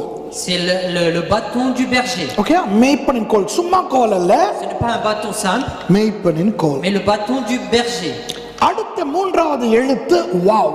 La troisième lettre c'est Waw. Wow என்றால் ஆணி. Waouh, ça veut dire le clou. இது சும்மா ஆணி அல்ல. Ce n'est pas un clou simple. கூடாரங்களை அடிக்கும் பொழுது Lorsqu'on fait les tentes, அந்த கூடாரங்கள் பெயர்ந்து போகாமல், காற்றில் அடிபட்டு போகாமல், afin que les tentes ne s'envolent pas à cause du vent. பூமியோடு இணைக்கப்படுவதற்கு பயன்படுத்துவார்களே கூடார ஆணி, Et vous voyez les clous qu'ils utilisent pour les tentes, pour les tenir avec le sol. அதுதான் அந்த வாவ். C'est ça, waouh. அந்த உருவமும் அப்படித்தான். Et même la forme, elle est comme cela. லாமேடை பாருங்கள், ஒரு கோல், வளைந்த ஒரு கோல் மாதிரி, ஒரு நீட்ட கோல் வளைந்திருக்கும். மேய்ப்பனின் கோல் அப்படித்தான் இருக்கும். Si vous regardez l'image de la Mède, c'est comme le sceptre, le bâton d'un berger. அதுபோல வாவ் என்ற எழுத்தை பாருங்கள். Regardez aussi, waouh. ஒரு தலையோடு ஆணி இருக்கிறது. Il y a une tête et ensuite il y a un clou. அப்ப அந்த ஆணியை கூடாரத்தோடு அடித்து அந்த கூடாரத்தை பூமியோடு இருக்குவார். Et ils frappent sur ce clou et ils font tenir les tentes avec le sol. நான்காவது எழுத்து தான் ma'am. Et le quatrième lettre, c'est Mem. Ma'am என்றால் தண்ணீர். Mem, c'est l'eau. எபிரேய மொழியிலே தண்ணீர். Mem, c'est l'eau en hébreu. இப்போ நான் உங்களுக்கு என்ன செய்ய போகிறேன்? Donc maintenant, qu'est-ce que je vais faire? ஏற்கனவே இந்த ஷீன் பார்த்து விட்டோம் அல்லவா? Chine, on l'a déjà vu. அதை விடுவோம். On va le laisser de côté. இப்போ மற்ற மூன்று எழுத்துக்களையும் நான் உங்களுக்கு காட்ட போகிறேன். Et là, je vais vous démontrer les trois autres lettres. சரி, ஷீன் வந்து தன் கையால் தன்னையே அழித்தல். Donc, Chine, c'est de ses propres mains se détruire soi-même. இப்போ இந்த இரண்டாவது எழுத்து லாமேட். Et la deuxième lettre, Lamed. இது மேய்ப்பனின் கோல். C'est le bâton du berger. இன்னொரு அர்த்தமும் இருக்கின்றது. Il y a aussi une autre signification. ஆசிரியர், கற்றுக் கொடுக்கிறவர். Celui qui enseigne, போதகர். c'est l'enseignant. மேய்ப்பனின் கோல், Le sceptre du berger, போதகர். c'est l'enseignant. இந்த ரெண்டு அர்த்தமும் இருக்கிறது. Il y a ces deux significations. அப்போ எது அல்லது யார் அந்த மேய்ப்பனின் கோல்? Et qui ou qu'est-ce que le bâton du berger? முதல் நாம் மேய்ப்பனின் கோலை எங்கே சந்திக்கிறோம்? Où est-ce que nous voyons le bâton du berger pour la première fois? மோசேயின் வாழ்க்கையில் Dans la vie de Moïse. அல்லவா? மோசேயின் இடத்தில் இருந்த அந்த கோலை Le bâton que Moïse avait, ஆண்டவர் தனது கோலாக மாற்றுகிறார். il l'a transformé en tant que son bâton. அடுத்தது Et ensuite, நாம் சங்கீதத்திலே ஒரு வசனத்தை வாசிக்கிறோம். on peut voir aussi dans Psaume. நமக்கெல்லாம் மனப்பாடமாய் தெரிந்த ஒரு சங்கீதம் தான் 23ஆம் சங்கீதம். Et le Psaume 23, on le connaît tous par cœur. இதிலே ஒரு ஆச்சரியமான ஒரு தகவலை நான் உங்களுக்கு காண்பிக்க போகிறேன். Je vais vous montrer une annonce qui est vraiment stupéfiante. இதுவரை நீங்கள் கேள்விப்பட்டிராத ஒரு ரகசியம் நிச்சயமாக. Et c'est sûrement un mystère que vous avez jamais entendu. எல்லாருக்கும் 23ஆம் சங்கீதம் தெரியும், அப்படிதானே? Et tout le monde connaît le Psaume 23. அதுல சில பகுதிகளும் நமக்கு ஞாபகத்துக்கு வரும். Et on se souvient aussi de certaines blagues. என்னன்னா பிரான்ஸ்ல இருக்கிற சில பிள்ளைகள் இந்த வசனத்தை மனப்பாடம் பண்ணி, Et il y a en France, il y a certains enfants qui l'apprennent. சொல்லுவாங்க, கர்த்தர் எனக்கு முன்பாக ஒரு பண்டிகை ஆயத்தப்படுத்தின்னு சொல்லுவாங்க. Et ils vont dire, le Seigneur a préparé un cochon devant moi. அது கூட பரவாயில்ல. Et ça encore, c'est pas grave. ஜெர்மனில ஒரு புள்ள அதுக்கு சேர்த்து சொல்லிச்சான். Et avec cela, un enfant en Allemagne a dit, இந்த கடைசில என் பாத்திரம் நிரம்பி வழிகிறது. et mon vase déborde. அது ஜெர்மன் டாய்ச் பேசுகிற தமிழ் பிள்ளை, என் பாத்ரூம் நிரம்பி வழிகிறது அப்படின்னு சொல்லிச்சான். Et cette fille a dit, c'est ma salle de bain qui se remplit et qui se vide. இதுல இந்த நாலாவது வசனத்தை வாசிப்போம். வாசிங்க பாஸ்டர். Verset 4. நான் மரண இருளின் பள்ளத்தாக்கிலே நடந்தாலும் பொல்லாப்புக்கு பயப்படேன். தேவரீர் என்னோடே கூட இருக்கிறீர். உமது கோலும் உமது தடியும் என்னை தேற்றும். ஆஹா, பிரெஞ்சுல வாசிங்க. Quand je marche dans la vallée de l'ombre de la mort, je ne crains aucun mal, car tu es avec moi. Ta houlette et ton bâton me rassurent. இந்த நாலாவது வசனத்துல வருகிற கோல், C'est le bâton qui est parlé, la houlette qui est parlée dans le verset 4. முறைப்படி யாருடைய கோல்? C'est la houlette de qui? மேய்ப்பனுடைய கோல். C'est celui du berger. ஏனென்றால் ஆடு மேய்ப்பனுக்காக பாடுகிறது. Parce que le berger, c'est pour le brebis. கர்த்தரின் மேய்ப்பனாயிருக்கிறார், L'Éternel est mon berger. நான் தாழ்ச்சி அடையேன். Je ne manquerai de rien. அப்போ என் மேய்ப்பன் என்றால் நான் யார்? Et si c'est mon berger, qui suis-je? ஆடு. Je suis une brebis. இன்றைக்கு ஆடுகள் யார்? Et aujourd'hui, qui sont les agneaux? நாம் ஆடுகள். Nous sommes les agneaux, les brebis. அப்போ Donc, இந்த நாலாவது வசனத்திலே வருகிற கோல் le bâton qui est parlé dans le verset 4, மேய்ப்பனின் கோல். c'est le bâton du berger. இந்த மேய்ப்பனின் கோல் என்றால் என்ன? Donc le bâton du berger, qu'est-ce que c'est? அவருடைய கோலும் தடியும் என்னை, சத்தமா சொல்லுங்க, தேற்றும். Ta houlette et ton bâton me rassurent. ஆனா உங்களுக்கு தெரியுமா Est-ce que vous savez? இது ஒரு தீர்க்க தரிசனம் என்று? Vous savez que c'est une prophétie? எதுக்கு தீர்க்க தரிசனம் தெரியுமா? Vous savez la prophétie de quoi? தேற்றும் தேற்றும். Rassure. எங்க எல்லாரும் சொல்லுங்க தேற்றும் Dites tous rassure. தேற்றும். Rassure. ஆனா நல்லா கவனிங்க. Et regardez bien. அவருடைய கோலும் தடியும் Sa houlette et son bâton. என்னை தேற்றினது என்று இல்லை. Il n'est pas dit que ça m'a rassuré. தேற்றினது என்றால் கடந்த காலம். Et s'il est dit ça m'a rassuré, c'est le passé. அவருடைய கோலும் தடியும் என்னை தேற்றுகிறது என்று இல்லை. Et il n'est pas dit que elle me rassure à présent. தேற்றுகிறது என்றால் நிகழ்காலம். Et si on dit elle est en train de me rassurer, c'est le présent. அவருடைய கோலும் தடியும் என்னை தேற்றும். Et elle me rassure. எதிர்காலம். C'est l'avenir. அப்போ அது ஒரு தீர்க்க தரிசனம். Donc c'est une prophétie. ஓ லலா. என்ன? C'est qu'elle est. பரிசுத்த ஆவியானவர். C'est le Saint-Esprit. அவர்தான் தேற்றரவாளன். C'est lui le consolateur, celui qui rassure. அதாவது புதிய ஏற்பாட்டில் அப்போஸ்தலர் 2 Dans Actes chapitre 2 dans le Nouveau Testament, பரிசுத்த ஆவி வரப்போவதை c'est le Saint-Esprit qui allait venir. தீர்க்க தரிசனமாக யோவேல் 2வது அதிகாரத்தில் சொன்னார் என்று எல்லாருக்கும் தெரியும். Et tout le monde sait qu'il est dit en prophétie dans Joël chapitre 2. ஆனால் யோவேல் வருவதற்கு முன்பு Mais avant que Joël arrive, தாவீது தீர்க்க தரிசனமாக சொல்லுகிறார். David le dit par prophétie. தேற்றுகின்ற ஆசிரியர் வருவார். Et le sacrificateur qui va rassurer va venir. இயேசுவானவர் பரிசுத்த ஆவியானவரை பற்றி சொல்லும் பொழுது என்ன சொன்னார்? Et lorsque Jésus parle du Saint-Esprit, que dit-il? அவர் வந்து உங்களை நடத்துவார், போதிப்பார், கொண்டு போவார். சரிதானே? Il viendra et vous conduira, il a dit. 14:16 வாசிங்கள். யோவான் Jean chapitre 14 verset 16. நான் பிதாவை வேண்டிக் கொள்வேன், அப்பொழுது என்றென்றைக்கும் உங்களுடனே கூட இருக்கும்படிக்கு சத்திய ஆவியாகிய வேறொரு தேற்றவாளனை அவர் உங்களுக்கு தந்தருளுவார். ஓஹோ, இயேசு தன்னை தேற்றரவாளன் என்று சொல்லவில்லை. Jésus ne s'est pas dit lui-même qu'il était consolateur. இயேசு தன்னை என்ன தெரியுமா சொன்னார்? Vous savez ce qu'il a dit de lui? நானே நல்ல. ஓஹோ, Je suis le bon berger. இயேசு யார்? Qui est Jésus? மேய்ப்பர். C'est le berger. இயேசு போய் Il part, ஒருவரை அனுப்புகிறார். il envoie une autre personne. யார் அவர்? Qui est-il? அந்த மேய்ப்பலின் கோலாகிய பரிசுத்த ஆவியானவர். C'est le bâton du berger qui est le Saint-Esprit. புரியுதா உங்களுக்கு? Est-ce que vous comprenez? பாருங்கள், திரித்துவம் சம்பந்தப்பட்டிருக்கிறது. Vous voyez, il y a la Trinité qui se révèle. மேய்ப்பன் ஆடுகளுக்கு சொல்லுகிறார். Le berger dit aux brebis. Pastor திரும்ப வாசிங்க. மேய்ப்பன் ஆடுகளுக்கு சொல்லுகிறார். Le berger dit aux brebis. அந்த 14-16 வாசிங்க. நான் எக்ஸ்கியூஸ் மீ. நான் மாத்திரம் வாசிங்க. நான் மாத்திரம் சொல்லுங்க. மைக்ல. நான் அதாவது மேய்ப்பன்.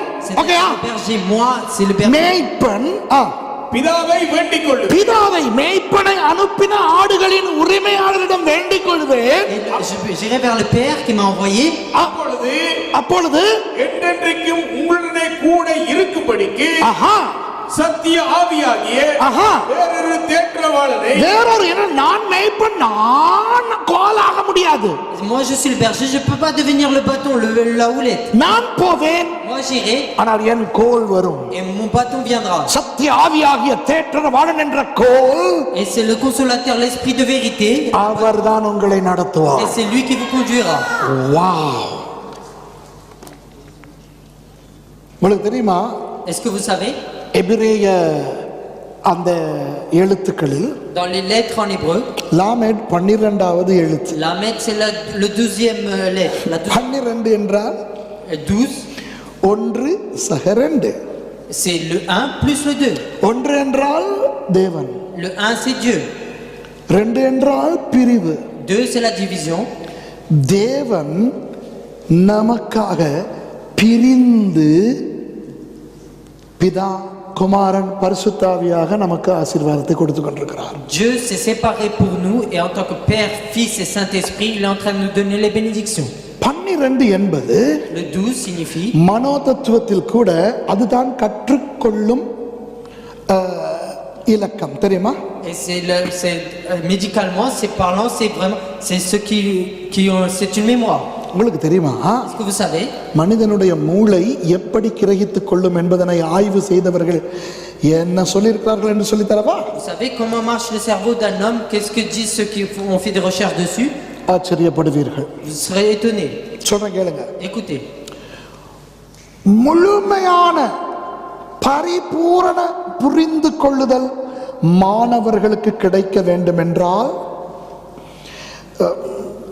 if the class needs to be completely clear in understanding, et si toute la classe doit comprendre complètement toutes choses, ஒரு வகுப்பில் 12 பேர் இருக்க வேண்டுமா? il faut que dans une classe il y ait 12 personnes. அதாவது ஒரு நல்ல ஆசிரியர், Donc un bon enseignant, தனிப்பட்ட ரீதியாக சொல்லுவாங்களே பர்சனல் இன்டராக்ஷன், ஒழுங்காக கேள்விகள் கேட்க வைத்து இவரும் கேள்விகள் கேட்டு நல்ல விதத்தில் ஒரு வகுப்பை நடத்த வேண்டும் என்றால், s'il doit conduire une classe dans une bonne manière en posant des questions et que les personnes posent des questions, ஒரு ஆசிரியருக்கு 12 மாணவர்களை தான் கொடுக்க வேண்டுமா? il faut donner 12 étudiants à un professeur. அப்போதானாம் நன்றாக இவரும் சொல்லிக் கொடுப்பார், அவர்களும் படித்துக் கொள்வார்கள். Et c'est là que lui il pourra bien enseigner et eux aussi pourront bien écouter. அதனால் தான் அடானப்பட்ட ஆசிரியர்களுக்கெல்லாம் பரம ஆசிரியராகிய இயேசுவே 12 மாணவர்களை வைத்திருந்தார். Et c'est pour ça que Jésus, qui était l'enseignant le plus grand, il avait que 12 étudiants pour lui, les 12 ici.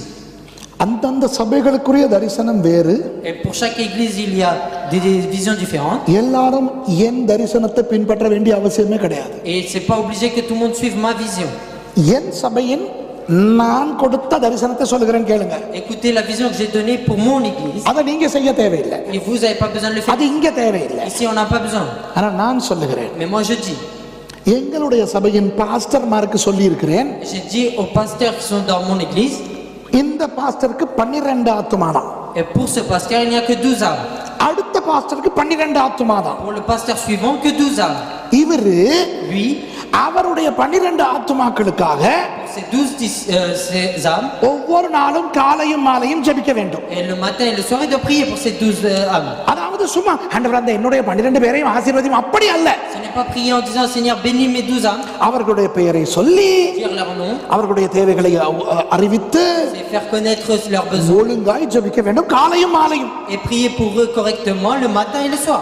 வாரத்துக்கு ஒரு முறை இவர் அவர்களை போய் கட்டாயம் பார்த்துவிட்டு வர வேண்டும். Une fois dans la semaine il doit aller les rencontrer. அந்த 12 பேரும் இந்த பாஸ்டரோடு மாத்திரம் தான் தொலைபேசியில பேச முடியும். Et ces 12 âmes ils peuvent parler que avec ce pasteur. சுரேஷோட பேச முடியாது. Ils peuvent pas parler avec Suresh. அவரோடு தான் பேச Ils முடியும். peuvent parler que avec lui. அவர் தான் அந்த 12 பேருக்கும் pastor. Et c'est lui qui est le pasteur pour ces 12. புரியுதா உங்களுக்கு? Est-ce que vous comprenez? இப்படி தான் என்னுடைய சபையிலே பாஸ்டர்மாருக்கு 12 ஆத்துமா கொடுத்திருக்கிறேன். Et c'est comme ça pour les pasteurs de mon église, j'ai donné 12 âmes. அப்புறம் திடீர்னு ஒரு pastor வந்துட்டாருன்னா, Et s'il y a un pasteur qui vient ensuite, அவருக்கான 12 ஆத்துமாக்களை ஆதாயப்படுத்த வேண்டும். et lui il doit aller chercher 12 âmes pour lui. 13 ஆத்துமா ஆதாயப்படுத்த முடியாது. Il peut pas avoir gagné 13 âmes. 13வது ஆத்துமா ஒன்று ஆதாயப்பட இருக்கிறது என்றால், Et s'il y a un 13e âme à avoir pour lui, உங்களுடைய 12 பேரில் ஒரு ஆளை dans les 12 âmes que vous avez, பாஸ்டராக நீ உருவாக்க வேண்டும். tu dois le former en tant que pasteur. அதனாலதான் நம்ம சர்ச் சின்னதாவே இருக்குது. Et c'est pour ça qu'on dirait il y a encore des pièces dans notre église. எக்ஸ்ட்ராவா வர்றவங்க எல்லாம் அனுப்புறதுக்கு பக்கத்துல வேற சபை ஒன்று இருக்குது, கலஹா சபை. அங்க போங்கோ. Et ceux qui viennent en plus, il y a une autre église à côté pour les envoyer là-bas. இது என் தரிசனம். Ça c'est ma vision. இத நீங்க புடிச்சுக்க வேண்டிய அவசியம் கிடையாது, புரியுதா? Et vous n'êtes pas obligé de faire comme cela. ஆனால் என் தரிசனத்தின்படி Mais d'après ma vision, என் வண்டி ஒழுங்காக ஓடிக்கொண்டிருக்கிறது. Praise the Lord. ma voiture m'en roule bien. அப்ப என்னை எல்லாரும் உயிரை வாங்கிட்டு இருக்க மாட்டாங்க. Donc personne ne viendra pour moi me prendre la vie. இயேசு 12 பேரை தான் வைத்திருந்தார். Jésus n'avait simplement 12 hommes. ஏனென்றால் இதுதான் மனோதத்துவத்திலே உள்ளது. Et c'est parce que c'est ça qui est médical. 12 பேருக்கு கற்றுக் கொடுத்தால் தான் ஒழுங்காக ஏறும். Et c'est lorsque pour 12 personnes on enseigne qu'on peut bien comprendre. இன்னொரு விஷயத்தை சொல்லிக் கொடுக்கிறேன். Je vous enseigne encore une autre chose. எப்படி பிரசங்கிக்கும் போது, Lorsque je prêche comme cela, அல்லது பாடம் நடத்தும் போது, ou quand je fais un cours, எவ்வளவு திறமையான ஆசிரியராக இருந்தாலும், même si c'est un très bon enseignant, எவ்வளவு திறமையான மாணவர்கள் கேட்கிறவர்களாக இருந்தாலும், même ceux qui écoutent c'est nos très bons étudiants, கேட்பவர்களின் மூளையில் 100% தேங்குவது, et c'est pour 100% s'ils reçoivent les choses, முதல் 12 நிமிட உபதேசம் மட்டுமே. et c'est seulement les 12 premières prédications qui est dites les 12 premières minutes. அடுத்த 12 நிமிஷம் இருக்குதே, Vous voyez les 12 minutes qui suivent, அதுல 100% தேங்காது, ஒரு 95% நல்ல டீச்சரா இருந்தா, இவங்களும் ரொம்ப ஆர்வமா வந்திருந்தா ஒரு 95% தேரும், 5% out. Et ensuite, les 12 minutes qui suivent, c'est seulement 95%, les gens le comprennent, le reste ils ne comprennent pas, les 5%. அவர் கொஞ்சம் போரிங்கான பிரீச்சரா இருந்தா, Et si c'est quelqu'un qui prêche et qui est ennuyeux, இல்ல கேட்டுக்கிட்டு இருக்கிறவங்க பாவம் நைட் டியூட்டி எல்லாம் பண்ணிட்டு வந்து தூக்க வெறியில உட்கார்ந்துகிட்டு இருந்தீங்கன்னா, ou ceux qui sont en train d'écouter, ils ont bien travaillé toute la nuit et ils viennent s'asseoir pour écouter, 95% ஏறாது, ils ont, 5 ஏறும். ils ont seulement 5. விளங்குதா? Est-ce que vous comprenez? ஆனா நான் சொல்லுவது, Et moi je dis, super teacher, un bon professeur super மாணவர்கள். et de bons étudiants. இரண்டாவது 12 95% தான். Et les 12 minutes qui suivent, c'est seulement 95%. அடுத்த 12 Et les 12 autres, 90% தான். c'est 90%. அதாவது அந்த மூன்றாவது 12 நிமிடங்கள் அவர் பேசுவதில் 10% போயிடும் எங்கேயோ. Et dans la troisième partie des 12 minutes, il y a 10% qui part. புரியுதா உங்களுக்கு? அது போல Et de même, நீங்கள் படிக்கின்ற காரியங்கள் அல்லது நீங்கள் கண்ணால் காணுபவை, காதால் கேட்பவை, les choses que vous apprenez, les choses que vous voyez, les choses que vous entendez, முதல் 12 மணி நேரம் தான் நல்ல ஞாபகத்தில் இருக்கும். et c'est les 12 premières heures que vous vous en souvenez bien. அடுத்த 12 மணி நேரத்தில் சிலவை மறக்க ஆரம்பித்து Et les 12 heures qui suivent, on commence à oublier certaines choses. இப்படி படிப்பதும் படித்து கொடுப்பதும் 12 பிரிக்கப்படுகிறது. Et le fait d'enseigner et d'être enseigné, c'est divisé en 12. அதனால் தான் யூதர்கள் ஒரு சட்டம் வைத்திருக்கிறார்கள். C'est pour ça que les Juifs, ils ont une loi. ஆண்டவர் கொடுத்த சட்டம், C'est une loi que le Seigneur a donnée. ஒரு பிள்ளையின் முதல் 12 வருஷம் தோரா வாசிக்க விடாதே. Et les 12 premières années de l'enfant, il ne faut pas lui laisser lire le Torah. 12 வயதுக்கு பிறகுதான் வாசிக்க Et வேண்டும். c'est après les 12 ans qu'il peut commencer à lire. புரியுதா? அதனால் தான் ஆண்டவர் வருடத்தை 12 மாதங்களாக பிரித்து கொடுத்திருக்கிறார். Et c'est pour ça que le Seigneur, l'année, il a divisé en 12 mois. வசனத்தை வாசிக்க தேவையில்லை. ஆண்டவர் உபாகமம் 11:12 சொல்லுகிறார், Et dans Nombre 11:12, le Seigneur dit, இஸ்ரவேலின் மேல் என்னுடைய கண் வருடத்தின் முதல் நாள் தொடங்கி கடைசி நாள் வரைக்கும் இருக்கும் என்று. et dans le Israël, mes yeux seront sur lui du premier jour jusqu'au dernier. அதனால் தான் உங்களுக்கு தெரியுமா, Donc c'est pour ça, est-ce que vous savez, பிள்ளைகளினுடைய பள்ளிக்கூட படிப்பை les études des enfants, 12 ஆண்டுகளுக்கு எல்லைப்படுத்தி இருக்கிறார்கள். ils l'ont limité à 12 années. அந்த காலத்தில் அவர்கள் நல்ல ஞானிகள். Et c'était de bons savants à l'époque. ஆகவே ஒரு பிள்ளை பள்ளிக்கூடத்துக்கு போக ஆரம்பிக்கிறான் அல்லது ஆரம்பிக்கிறாள் 5 வயதில் என்று வைத்துக் கொள்வோமே, Si l'enfant commence à aller à l'école à partir de 5 ans, 12 வகுப்புகள் முடிந்து et après qu'il ait passé 12 classes, அந்த பிள்ளை சமுதாயத்தில் ஒரு வாலிபனாக யுவதியாக வெளியே வரும். il sort comme un jeune homme pour la société. அதான் என்னை போன்றவர்கள் ஸ்கூல் போகிற காலத்தில் எல்லாம் Et c'est pour ça que des personnes comme moi qui sont allées à l'époque où ils allaient à l'école, great 1 இருந்து கிரேட் 12 வரைக்கும் தான் இருக்கும். il y aura juste du grade 1 jusqu'au grade 12. எத்தனை பேருக்கு ஞாபகம் இருக்கு? கிரேட் 12 ஓட எல்லாம் முடிஞ்சு. Après le 12e grade, il n'y a plus rien. புரியுதா உங்களுக்கு? Est-ce que vous comprenez? அப்புறம் கொழுப்பு பிடிச்சவங்க வந்து என்னது ஏல் முடிகிறது கிரேட் 12 ஓட. Et c'est après, c'est au 12e niveau que ça fait. அந்த காலத்திலே இந்த முன்பு இருந்தவர்கள் ஏன் இப்படி செய்தார்கள் என்று அறியாதவர்கள் Et à l'époque, ceux qui ne savaient pas pourquoi ils font comme cela, 5 வயதில் பள்ளிக்கூடம் அனுப்ப வேண்டிய பிள்ளையை 3 வயதில் பள்ளிக்கூடம் நாசரிக்கு அனுப்புது. et ils vont envoyer l'enfant qui devait aller à 5 ans à l'école, ils l'envoient à 3 ans. 3 வயது பிள்ளைக்கு அம்மா வேண்டும், அப்பா வேண்டும், அது விளையாட வேண்டும், இன்னும் இருக்கிறது நாசரிக்கு அனுப்பணும்னு அதுக்கு ஆவி ஆத்மா சர்றம் 3 வயசுல இடம் மாறுது. Et à 3 ans, son esprit, son âme et tout ça change de place parce que il sait pas encore parler. அப்புறம் அது 3 வயசுல ஒரு நர்சரி, 4 வயசுல ஒரு நர்சரி, அப்புறம் ஏற்கனவே 2-3 நர்சரிக்கு போயிட்டு தான் முதலாம் கிளாஸுக்கு வருது. Et avant d'arriver au CP en France, il va passer 3 classes, des sections. School படிப்பு வேற, Et l'école, les études de l'école, c'est encore. 12-13 ஆக்கி வச்சு Ils vont faire de 12, ils en font 13. அது முடிஞ்ச உடனே காலேஜுக்கு அனுப்பி Dès qu'il a fini, il l'envoie ailleurs. எல்லாம் 3 வயசுல இருந்து 23 வயசு வரைக்கும் படிச்சு படிச்சு படிச்சு ஆவி ஆத்மா சர்றம் அட்டம் மாறி போய் இருக்குதுங்க எல்லாம். Et de 3 ans jusqu'à 23 ans, ils savent plus quoi faire, tout s'est déplacé en eux. அப்புறம் அந்த பிள்ளைகிட்ட நாங்க சொல்றோம், Et ensuite, on dit à cet enfant, அம்மாவை மதி, Respectons l'enfant. அப்போ மதி Respecte ton père. ஒழுங்கா பேசு, Parle bien. ஒழுங்கா நடந்துக்கொள். Marche bien. அந்த பிள்ளைக்கு ஒண்ணுமே தெரியாது. Mais il sait rien du tout. அந்த பிள்ளைக்கு தெரிஞ்சதெல்லாம் புத்தகத்தை எடுத்து படிக்கணும். Et lui, tout ce qu'il sait, c'est ouvrir le livre. விளங்குதா? இப்போதைய சமுதாயம் La société d'aujourd'hui, எல்லாவற்றையும் குழப்பி வைத்திருக்கிறது. et il a tout troublé. அந்த காலத்துல நாங்களெல்லாம் ஒழுங்கா தான் ஸ்கூலுக்கு போயிட்டு வந்தோம். Et à l'époque, nous allions correctement à l'école. விளங்குதா உங்களுக்கு? Est-ce que vous comprenez? அப்போ 12 என்பது எதை குறிக்கும்? Donc 12, que signifie-t-elle? படிப்பதையும் C'est étudier படித்து கொடுப்பதையும் et குறிக்கும். enseigner. இப்போ பரிசுத்த ஆவியானவர் தான் அந்த லாமேட் மெய்ப்பனின் கோல் என்று சொல்லிக் கொடுத்தேன். J'ai dit que le Saint-Esprit, c'était l'Ahmed, c'est le bâton du berger. ஒரு ஆச்சரியமான விஷயத்தை உங்களுக்கு காட்டப் போகிறேன். Je vais vous montrer une chose étonnante. எபிரேய எழுத்துக்களை நீங்கள் கண்டிருக்கிறீர்கள் தானே? Vous avez déjà vu les lettres hébreux? உங்கள் 119 சங்கீதத்தில் எல்லா எழுத்துக்களும் எழுதியிருக்கின்றன. Et dans le psaume 119, il est écrit toutes lettres. ஆலேஃபில் 8 வசனங்கள், பெத்தில் 8 வசனங்கள். Aleph, il y a 8 versets. Bet, il y a 8 versets. அதாவது தாவீது Donc David, அந்த ஒவ்வொரு எழுத்திலும் ஒவ்வொரு வசனத்தை தொடங்குகிறார். il commence les versets sur chacune de ces lettres. முதல் 8 வசனங்களை முதல் எழுத்தாகிய ஆலேஃபில் தொடங்குகிறார். Les 8 premiers versets, il les commence sur Aleph, la première lettre. அப்ப 22 எழுத்துக்கள் அல்லவா? Donc il y a 22 lettres. 8ஆல் பெருக்கினால் 176 வரும். Il y a 176 lorsqu'on le multiplie par 22. சரி, உங்களுக்கு இப்போ இந்த ஆலேஃபில் இருந்து டவ் வரையான அந்த 22 எழுத்துக்களையும் நான் ஒரே லைனில் ஒரே கோட்டில் உங்களுக்கு காட்டப் போகிறேன். Je vais montrer les 22 lettres sur une même ligne sur le projecteur. அதிலே Et dessus, சரியாக நடுவில் இருக்கின்ற எழுத்தை பார்த்தீர்களா? நான் சிவப்பில் வரைந்திருக்கிறேன். என்ன எழுத்து? en rouge, la lettre qui se trouve au milieu, c'est quelle lettre? அதுதான் இப்போ நாம் பார்த்து கொண்டிருக்கின்ற லாமேட். Et c'est la lettre qu'on est en train de voir, l'Ahmed. அந்த எழுத்துக்கும் மற்ற எழுத்துகளுக்கும் ஒரு வித்தியாசம். Il y a une différence entre cette lettre et les lettres qui sont autour. என்ன தெரியுமா? Vous savez c'est quoi? Very good.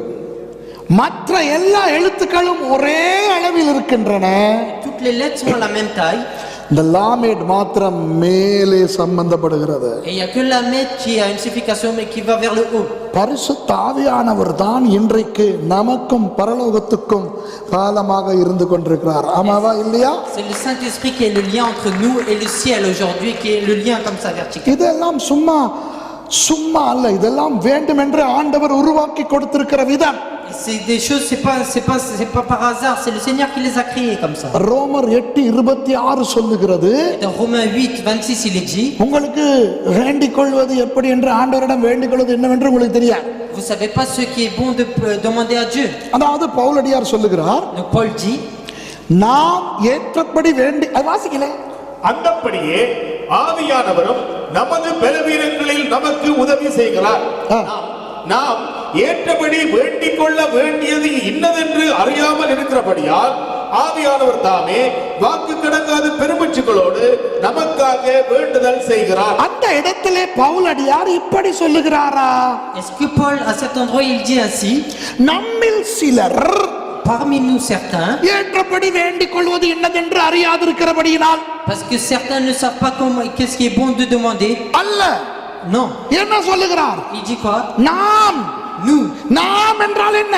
Nous, que ceci, இதை வாசிக்கிற நீங்கள், vous qui le lisez, எழுதுகிற நான், moi qui l'écris, எல்லாருக்கும் ஏற்றபடி வேண்டிக் கொள்ள தெரியாது. et on sait pas tous, nous savons pas comment demander qu'est-ce qu'il est bon. இந்த இடத்திலே யாராவது நீங்கள் இருந்தால், Ici, s'il y a quelqu'un qui est comme ça, ஆண்டவரிடத்திலே ஜெபிக்க உங்களுக்கு நன்றாய் தெரியும் என்று, et que oui, je sais bien prier auprès de Dieu, நீங்கள் பவுலை விட சிறந்தவர் என்று நான் உங்களுக்கு இப்பொழுது அறிவிக்கிறேன். et je vous dis que je vous atteste que vous êtes mieux que Paul. Pavul, Paul, ஆளானப்பட்ட Pavul அப்போஸ்தலனே சொல்லுகிறார், l'apôtre Paul qui est diplômé de toutes choses, il dit nous, நீங்களும் நானும் vous et moi, ஏற்றபடி வேண்டிக் கொள்ள நமக்கு தெரியாது. on sait pas ce qui est bon, il est convenable de demander. நம்மில் சிலர் என்று சொல்லவில்லை, Il n'a pas dit certains entre nous. நாம் என்று எல்லாரையும் குறித்து Et சொல்லுகிறார். il dit nous, il parle de tout le monde. நாம் ஏற்றபடி வேண்டிக் கொள்ள நமக்கு தெரியாதபடியினால் Parce que nous savons pas ce qui est bon de demander. ஆவியானவர் தொடர்பு கொள்ளுகிறார், Et le Saint-Esprit fait le lien. நமக்காக வேண்டுதல் செய்கிறார். Il intercède pour nous. இப்போ ஒரு கேள்வி, Donc là, une question.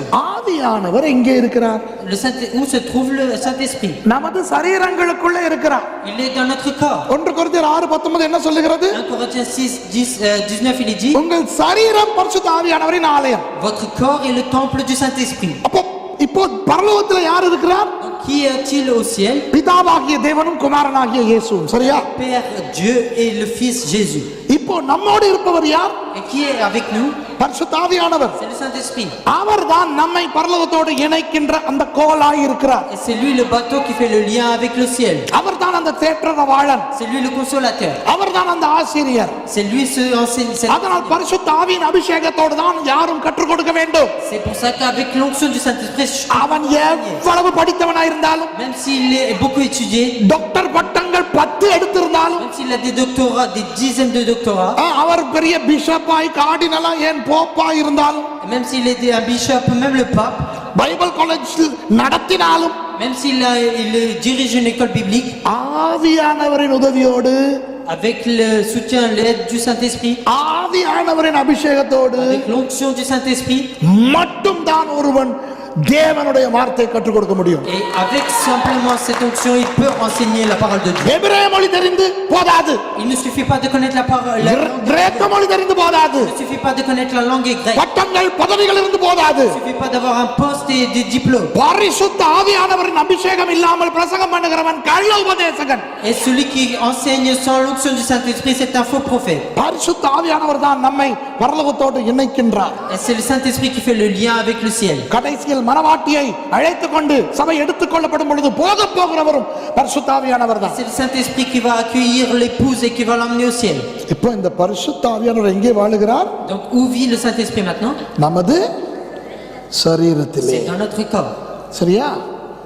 அப்போ நமது சரீரத்திலே வாழுவதென்றால், Donc si il vit dans notre corps, அந்த சரீரமாகிய அந்த கூடாரம் donc la tente, la demeure qui est notre corps, இசைவாய் இணைக்கப்பட வேண்டியது எதனால்? et par quoi elle doit être liée, accordée? கூடார ஆணியால். C'est par le clou de la tente. அதுதான் அந்த வாவ் என்ற 4வது எழுத்து. C'est ça le waouh qui est la 4e lettre. அதற்கென ஒரு தனி ஸ்லைட் நான் போட்டில்லை. Et je n'ai pas mis un diaporama spécifique pour ça. ஆனால் பாருங்கள், அந்த 3வது எழுத்து இருக்கிறதே, Vous voyez la 3e lettre? அதை உச்சரிப்பது வாவ். சொல்லுங்க, வாவ். On dit waouh. இந்த வாவ் அப்படின்னு சொல்லுவோமே, அதுதான் வாவ். Waouh. அந்த வாவ் என்ற எழுத்து, Le waouh, cette lettre-là, அந்த எழுத்து கூடார ஆணியை குறிக்கும். elle signifie le clou de la tente.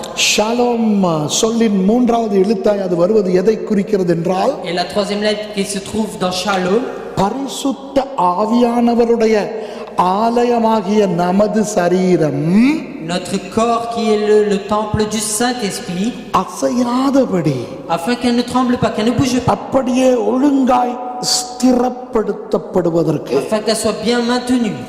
ஆண்டவர் பயன்படுத்துகின்றது அந்த ஆணி. Et c'est ce clou-là que le Seigneur utilise. அந்த வாவ் என்ற எழுத்தின் சொல்லின் அர்த்தம் என்ன தெரியுமா? Vous savez la signification du mot de waouh? வா என்றால் and என்ற ஆங்கிலத்தில் சொல்லுகிறோமே, Waouh, c'est le et qu'on dit en français. அந்த and C'est, அது தமிழ்ல இல்ல. il n'existe pas en tamil. அதாவது இப்போ வானமும் பூமியும், Le ciel et la terre, ஹஷமாயிம் வா ஹரெட்ஸ், அந்த வா வா என்று வருகிறது, அதுதான் அந்த எழுத்து. புரியுதா? waouh, ça veut dire le et en français. ஆதியாகமம் 1:2 நீங்கள் வாசிக்கலாம். Dans Genèse 1:2, on peut lire ஒழுங்கின்மையும் வெறுமையும், qu'il était informe et vide. தொஹு வா போஹு. வா என்றால் ஒழுங்கின்மையும் வெறுமையும். விளங்குதா? Informe et vide, c'est le et. அந்த பிரெஞ்சுல ஏ அப்படின்னு சொல்லுவீங்களே, ஈடின்னு எழுதி, அதுதான் அந்த வா. C'est le waouh, c'est le et qui sont. அதுபோல நியாய பிரமாணங்களும் தீர்க்கதரிசிகளும், C'est les lois et les prophéties. Torah வா நபீம். ஓகே, புரியுதா? அப்போ ஆபிரகாமின் தேவனும், Le Dieu d'Abraham ஈசாக்கின் தேவனும், et le Dieu d'Isaac, யாக்கோபின் தேவனும். எப்படி சொல்லுவீங்க ஹீப்ரூல? le Dieu de Jacob. எலோஹே அவ்ராம் வா எலோஹே இஷாக் வா எலோஹே யாக்கோப். அப்ப அந்த வா என்றால் என்ன? Donc le was, que signifie-t-elle? இரண்டை இணைப்பது. C'est lier deux choses. அப்போ நமது பூமிக்குரிய கூடாரமாகிய சரீரத்தை Notre corps qui est dans cette terre la demeure, அசையாதபடி afin qu'elle ne bouge pas, இணைக்கின்ற qui fait le lien, வா என்னும் அந்த கூடார ஆணிதான் ஷலோம் என் மூன்றாவது. et c'est le wa qui est le clou, et c'est ça la troisième lettre. இப்போ அந்த மெம் என்ற கடைசி எழுத்தை நான் உங்களுக்கு காட்ட போகிறேன். Je vais vous montrer la dernière lettre, le même. மெம் Même. மெம் தண்ணீர் என்று சொன்ன ஞாபகம் இருக்குதா? J'ai dit que même c'était l'eau. வேதத்தில் தண்ணீர் எதற்கு அடையாளமாக இருக்கிறது? Dans la Bible, l'eau, à quoi qu'est-ce qu'elle signifie? ஒரு விஷயம் அல்ல, Ce n'est pas une chose, பல விஷயங்கள். c'est beaucoup de choses. அந்த அவ்வளவு விஷயத்தையும் பார்ப்போம். Nous allons voir toutes ces choses. சீக்கிரம் வாசிங்கள். எபேசியர் 5:25-26 Ephésiens chapitre 5 versets 25 et 26. தண்ணீர் தேவனுடைய வார்த்தைக்கு அடையாளமாக இருக்கிறது. வாசிங்க. L'eau, il est dit que c'est la parole de Dieu. தாம் அதன் திருவசனத்தை கொண்டு தண்ணீர் முழுக்கினால் சுத்திகரித்து பரிசுத்தமாக்குறதுக்கும் வாசிங்க 26. கரை திரை முதலானவைகள் ஒன்றுமில்லாமல் பரிசுத்தமும் பிழையற்றதுமான மகிமையுள்ள சபையாக அதை தமக்கு முன் நிறுத்திக் கொள்வதற்கும் தம்மை தாமே அதற்காக ஒப்பு கொடுத்தார். இயேசுவானவர் தம்மை தாமே சிலுவையிலே ஒப்பு கொடுக்கும் போது Jésus s'est consacré lui-même à la croix. சபையை என்ன செய்வதற்காக அவர் ஒப்பு கொடுத்தார்? Afin que l'église, qu'est-ce que devait faire l'église? திருவசனமாகிய தண்ணீரை கொண்டு கழுவ.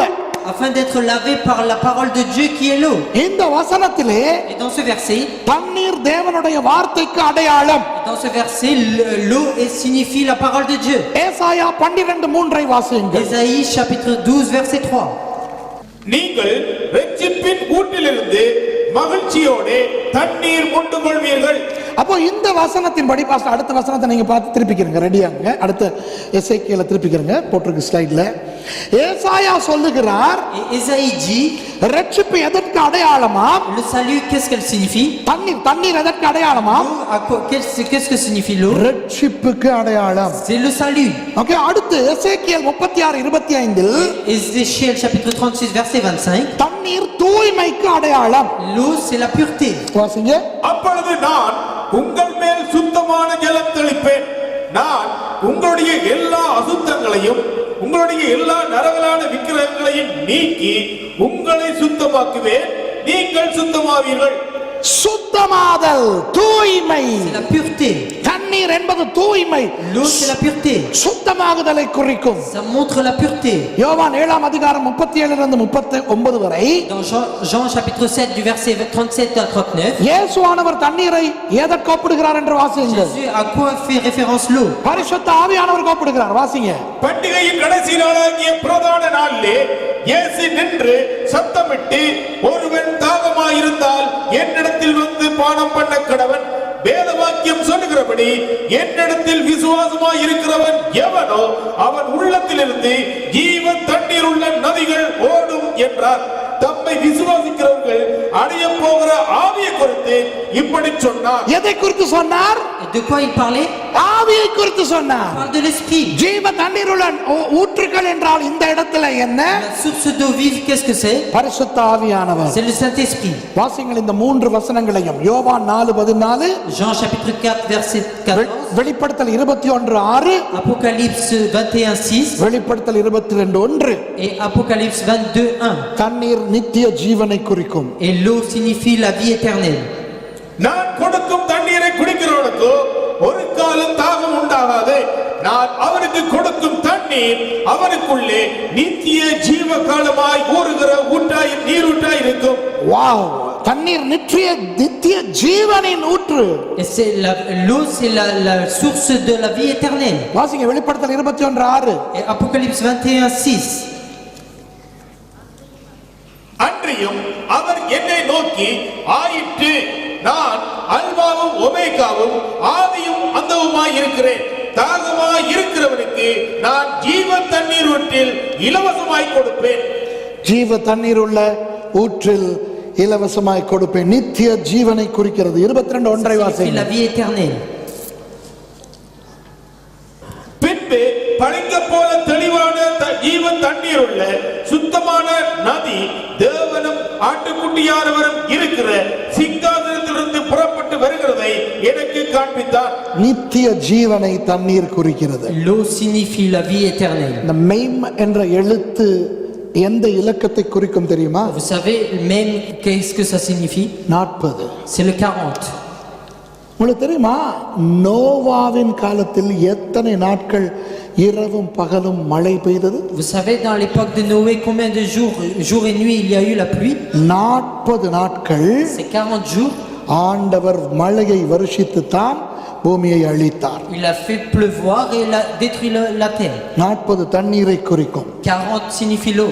மோசேயின் பாடத்தை கற்றுக் கொடுக்கும் பொழுது நான் உங்களுக்கு சொன்னேன். Et lorsque j'ai enseigné à propos de Moïse, je vous ai dit. மோசே சீனாயிலே ஹோரேவ் மலையிலே 40 நாட்கள் உபவாசம் இருந்தார். Moïse jeûnait à Sinaï pendant 40 jours. தண்ணீர் குடித்தாரா? Est-ce qu'il a bu de l'eau? இல்லை. Non. வசனம் சொல்லுகிறது. La Bible dit. எலியா அதே இடத்துக்கு போய் 40 நாட்கள் உபவாசம் இருந்தார். Élie, il est allé au même endroit, il a jeûné 40 jours. தண்ணீர் குடித்தாரா? Est-ce qu'il a bu de l'eau? இல்லை. Non. இயேசு பிசாசினால் சோதிக்கப்படுவதற்கு வனாந்தரத்துக்கு கொண்டு போகப்பட்டார் என்று வேதம் சொல்லுகிறது. Et la Bible dit que Jésus, afin d'être tenté, il a été emmené au désert. அதே வனாந்தரம், Et ce même désert, அதே இடம். ce même endroit, தண்ணீர் குடிக்காமல் இயேசு 40 நாட்கள் இருந்தார். il a jeûné pendant 40 jours sans boire de l'eau. எப்படி? Comment? 40 என்றால் தண்ணீர். Le 40 signifie l'eau. ஆண்டவரே அவர்களுக்கு ஜீவ தண்ணீரை கொடுத்து அவர்களை உயிரோடு வைத்திருந்தார். Le Seigneur avait donné la source d'eau vive et les avait fait vivre. பூமியின் தண்ணீர் அவர்களுக்கு தேவைப்படவில்லை. Ils n'avaient pas besoin de l'eau de la terre. ஆகவே தண்ணீரை குறிக்கும் அந்த மெம் ஒரு அற்புதமான ஒரு எழுத்து. Et le même qui signifie l'eau, c'est une lettre vraiment miraculeuse. லாமேட் என்பது உயிர்த்தெழுதலை குறிக்கும் 3. Lamed, c'est la 30. résurrection. Le 3, c'est 30. Sheen என்பது 300 குறிக்கும். Shin, c'est le 300. அப்போ 3, 4, 5 என்றால் என்ன? Le 3, le 4 et le 5, qu'est-ce que c'est? உயிர்த்தெழுதல், C'est la résurrection. இயேசு, Jésus, தேவ வல்லமை. la puissance de Dieu. இயேசு உயிர்த்தெழுந்தபடியினால் Parce que Jésus est ressuscité, நமக்கு வல்லமை கொடுத்தார் அல்லவா? il nous a donné la puissance, non? அதுதான் Shalom. Et c'est ça, Shalom. Shalom என்றால் என்ன தெரியுமா? Vous savez ce qu'est Shalom?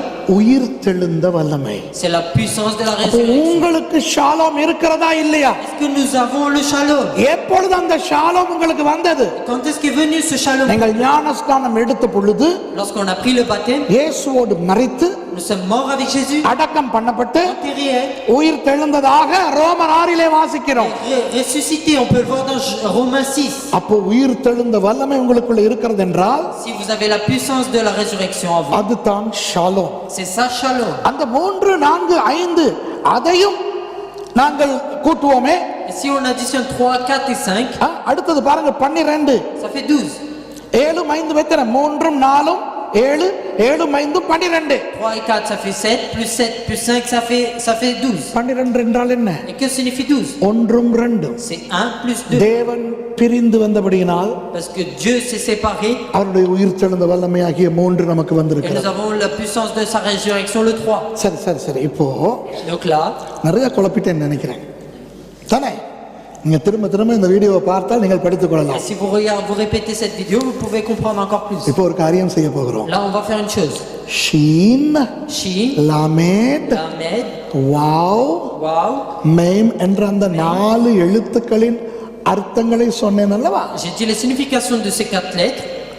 அந்த அர்த்தங்களை எல்லாம் இணைத்து En additionnant ces 4 lettres, ஒரு வாக்கியமாக்குவோமா? est-ce qu'on peut trouver une chose? அப்போ ஷாலோம் என்பதன் பரிபூரண அர்த்தம் உங்களுக்கு தெரிய ஆரம்பிக்கும். Comme ça, vous verrez la plénitude de la signification de Shalom. Shalom என்றால் சும்மா சமாதானம் மாத்திரமல்ல. Shalom, c'est pas seulement la paix. Shalom என்பதன் மெய்யான அர்த்தத்தை பாருங்கள். Regardez la vraie signification de Shalom. இயேசு Jésus, தன் கையால் தன்னையே அழித்துக் கொண்டு il s'est détruit de sa propre main. மேய்ப்பனின் கோலாகிய Le bâton du berger, தேற்றரவாளனும் ஆசிரியருமாகிய enseignant et consolateur qu'il est, பரிசுத்த ஆவியை தந்ததால் et il a donné le Saint-Esprit qui est, பரிசுத்த ஆவியின் கூடாரமாகிய பரிசுத்த ஆவியின் வீடாகிய maison du Saint-Esprit qui est எமது சரீரங்கள் notre corps, வழுவாதபடி afin qu'elle ne tremble pas, ஆணியால் உறுதியாய் இணைக்கப்பட்டு avec le clou a été fermement planté. தண்ணீராகிய ரட்சிப்பை பருகிய நாம் Nous qui avons reçu l'eau qui est le salut, தண்ணீராகிய தேவனுடைய வார்த்தை மூலம் à travers la parole qui est l'eau, தூய்மையாக்கப்பட்டு nous avons été purifiés நித்திய சமாதானத்தோடு avec la paix éternelle, தேவனோடு avec Dieu. நித்திய காலமாக வாசம் பண்ணுவோம். Nous allons vivre éternellement. இதுதான் ஷாலம் என்ற சொல்லின் உண்மையான அர்த்தம். C'est ça la signification réelle de Shalom. பாருங்கள், இதற்குள்ளே திரித்துவம் வந்திருக்கிறது. Et dedans on peut voir la Trinité. அதுதான் சிவப்பிலே வரைந்திருக்கிறது. C'est ce qu'on voit en rouge. இயேசு, Jésus, பரிசுத்தாவி, le Saint-Esprit, தேவன். Dieu. திரித்துவ தேவன் நம்மோடு இருக்கிறார். Le Dieu de Trinité est avec nous. அப்போ ஷாலம் என்பது எவ்வளவு பெரிய ஒரு ஆசீர்வாதம் என்று பாருங்கள். Regardez combien Shalom est une grande bénédiction pour nous. இந்த ஷாலம் நமக்கு எப்படி கிடைத்தது தெரியுமா? Vous savez comment nous avons reçu ce Shalom? ஷபத் மூலம். À travers Shabbat. ஷபத் என்னவென்று பார்த்து விட்டோம். Nous avons vu ce qu'est Shabbat. இயேசு Jésus, தன்னைத்தானே il s'est donné தன் வீடாகிய தன் ஆலயமாகிய வீட்டை, சரீரத்தை அவர் ஒப்பு கொடுத்து சிலுவையில் ஒப்பு கொடுத்தபடியினால் parce qu'il a donné son corps qui est le temple à la croix. நமக்கு ஷாலோம் வந்திருக்கிறது. Nous avons le Shalom. உண்மையில் யூதர்கள் பாவம் தெரியுமா? Vous savez vraiment les Juifs sont les pauvres. பாவம். அவர்கள் எங்களுக்காக அவர்களுடைய கண்கள் குருடாக இருக்கின்றது. Parce que pour nous leurs yeux ont été aveuglés. Ils ont été aveuglés. நான் வருடத்துக்கு பல தடவை இஸ்ரவேல் போய் வருகிறேனா? Et dans l'année je vais plusieurs fois en Israël. சில நேரம் இஸ்ரவேலர்களோடு சேர்ந்து சில ஆராய்ச்சிகளையும் செய்கிறேனா? Et parce que je fais des recherches parfois avec certains Israélites. சரியான கவலையா இருக்கும். J'ai vraiment la tristesse. அவர்களுக்கு தெரிய மாட்டேன் என்கிறதே என்று. Parce qu'ils ne voient pas ça. ஆனால் ஒரு பக்கத்திலே ஒரு சுயநலமான சந்தோஷமும் இருக்கும். Et j'ai aussi une joie individuelle, personnelle. அது உனக்கு கண் திறந்து விட்டால் நான் out. Et si toi tu ouvres les yeux, moi c'est fini pour moi. உண்மைதானே? C'est vrai ou pas? சுபாவ ஒலிவ மரம் அவர்கள்.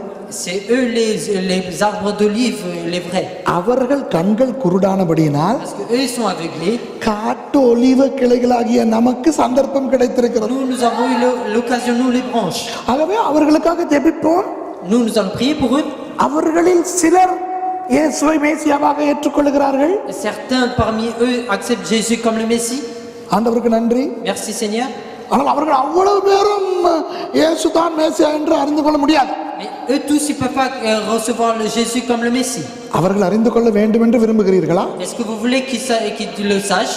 அப்படியானால் நீங்கள் ஒன்றை சொல்ல வேண்டும். Donc vous devez dire une chose. மகநதா என்று சொல்ல வேண்டும். Maranatha, vous devez dire. மகநதா என்றால் என்ன தெரியுமா? Vous savez ce que ça signifie? சீக்கிரமா வாங்க ஆண்டவரே. Venez vite Seigneur. அத நம்மால் தமிழாக்கிட்டோம். Maranatha. Et maintenant on dit Maranatha. எனக்கு நம்மாக்கள் உச்சரிக்கிறத பார்க்கும்போது எனக்கு ரொம்ப சிரிப்பா இருக்கும். Et lorsqu'on le dit nous c'est vraiment marrant. எல்லாத்தையும் தமிழாக்கி வச்சிருப்பான். Tout a été transformé en tamil en français. அப்ப சாலம் என்ன?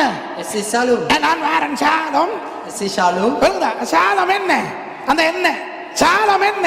On dit Shalom hein? அதாவது சாலம் தமிழ் வேர்டாயே போயிடுச்சு. Et Shalom c'est devenu aussi. இதுக்கு பிறகு சிலது தொடங்கிரும். Et il y en a d'autres qui disent. அப்ப ஷபத் சாலம் சரியே. Donc Shabbat Shalom. வணங்குதா? அந்த சரியே போட்டு Tamil ஆக்கிடுறது. Et on dit tu comprends et ça devient une autre langue. ஹல்லேலூயாவை என்ன மாதிரி பண்ணி வச்சிருக்காங்க தெரியுமா? Alléluia qu'est-ce que c'est? ஐயோ ஹல்லேலூயாவுக்கு பண்ணிருக்கிற அநியாயத்தை பார்த்தா தாங்க முடியாது சாமி. Et on peut pas c'est vraiment insupportable de voir comment ils ont fait pour Alléluia. சில பேர் வந்து அந்த சொல்லுவாங்களே.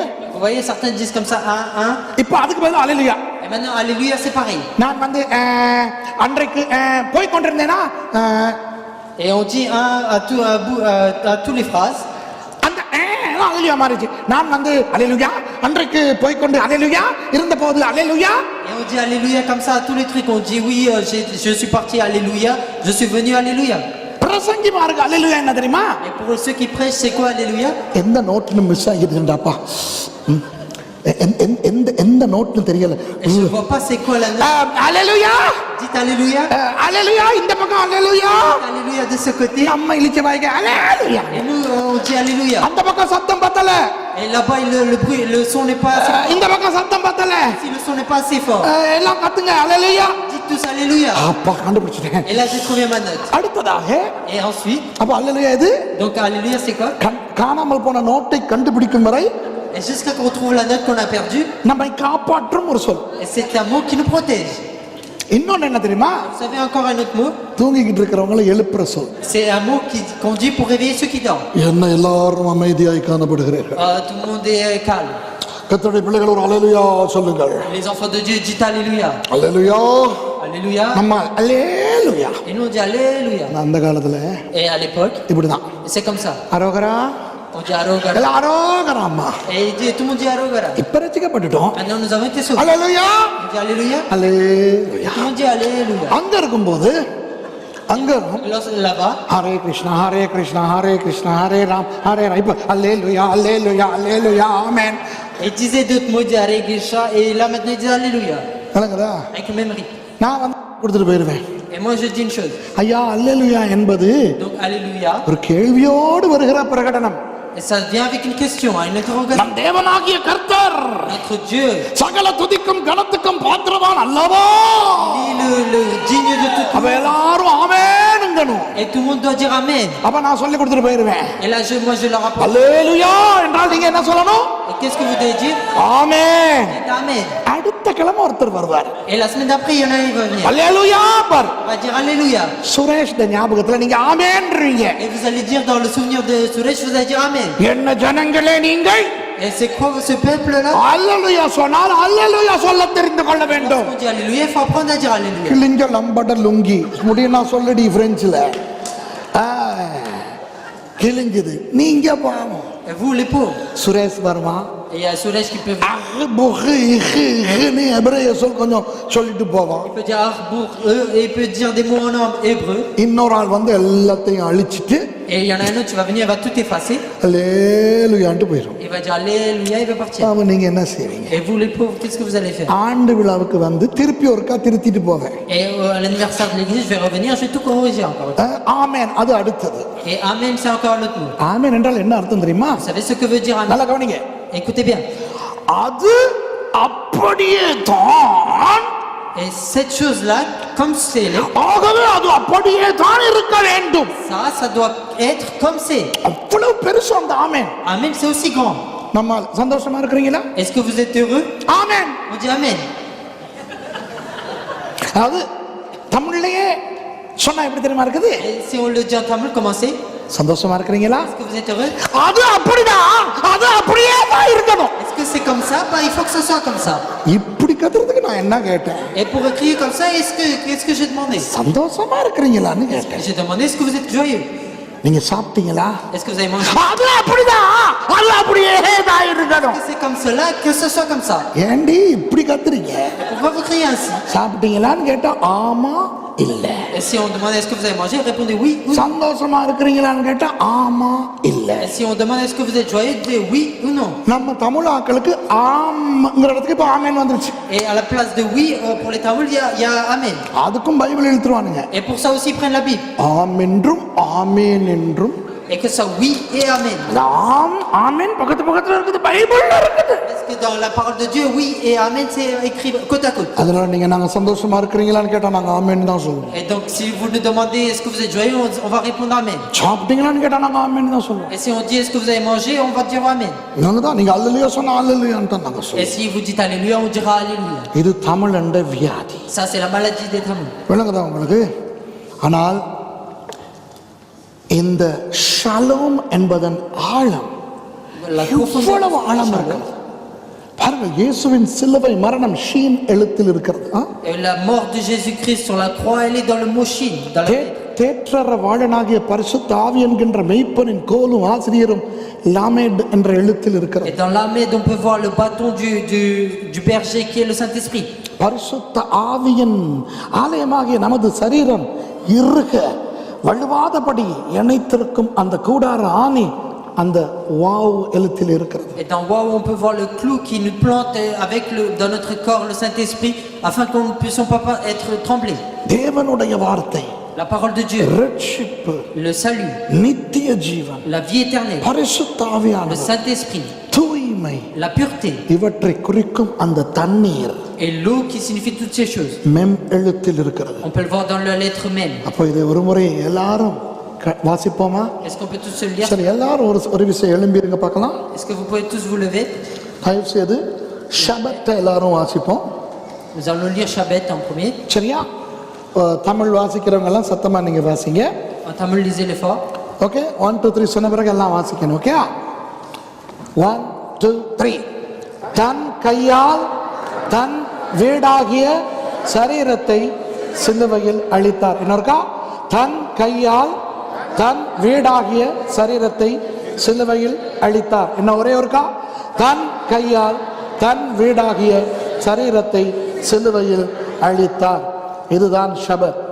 அந்த நாள் அவர்களுக்கு ஒரு ஓய்வு நாளாக இருந்துட்டு போகட்டும். Et peut-être ce Shabbat, ce jour-là peut être un jour de repos pour eux. நமக்கு இனி அது ஓய்வு நாள் அல்ல, ஓய்வு. Et pour nous, ce n'est pas le jour du repos, mais le repos. சிலுவையில் அவர் செய்ய வேண்டியதெல்லாம் செய்துவிட்டு Il a fait tout ce qu'il avait à faire sur la croix. Our ஓய்ந்திருக்கிறார். Et il s'est reposé.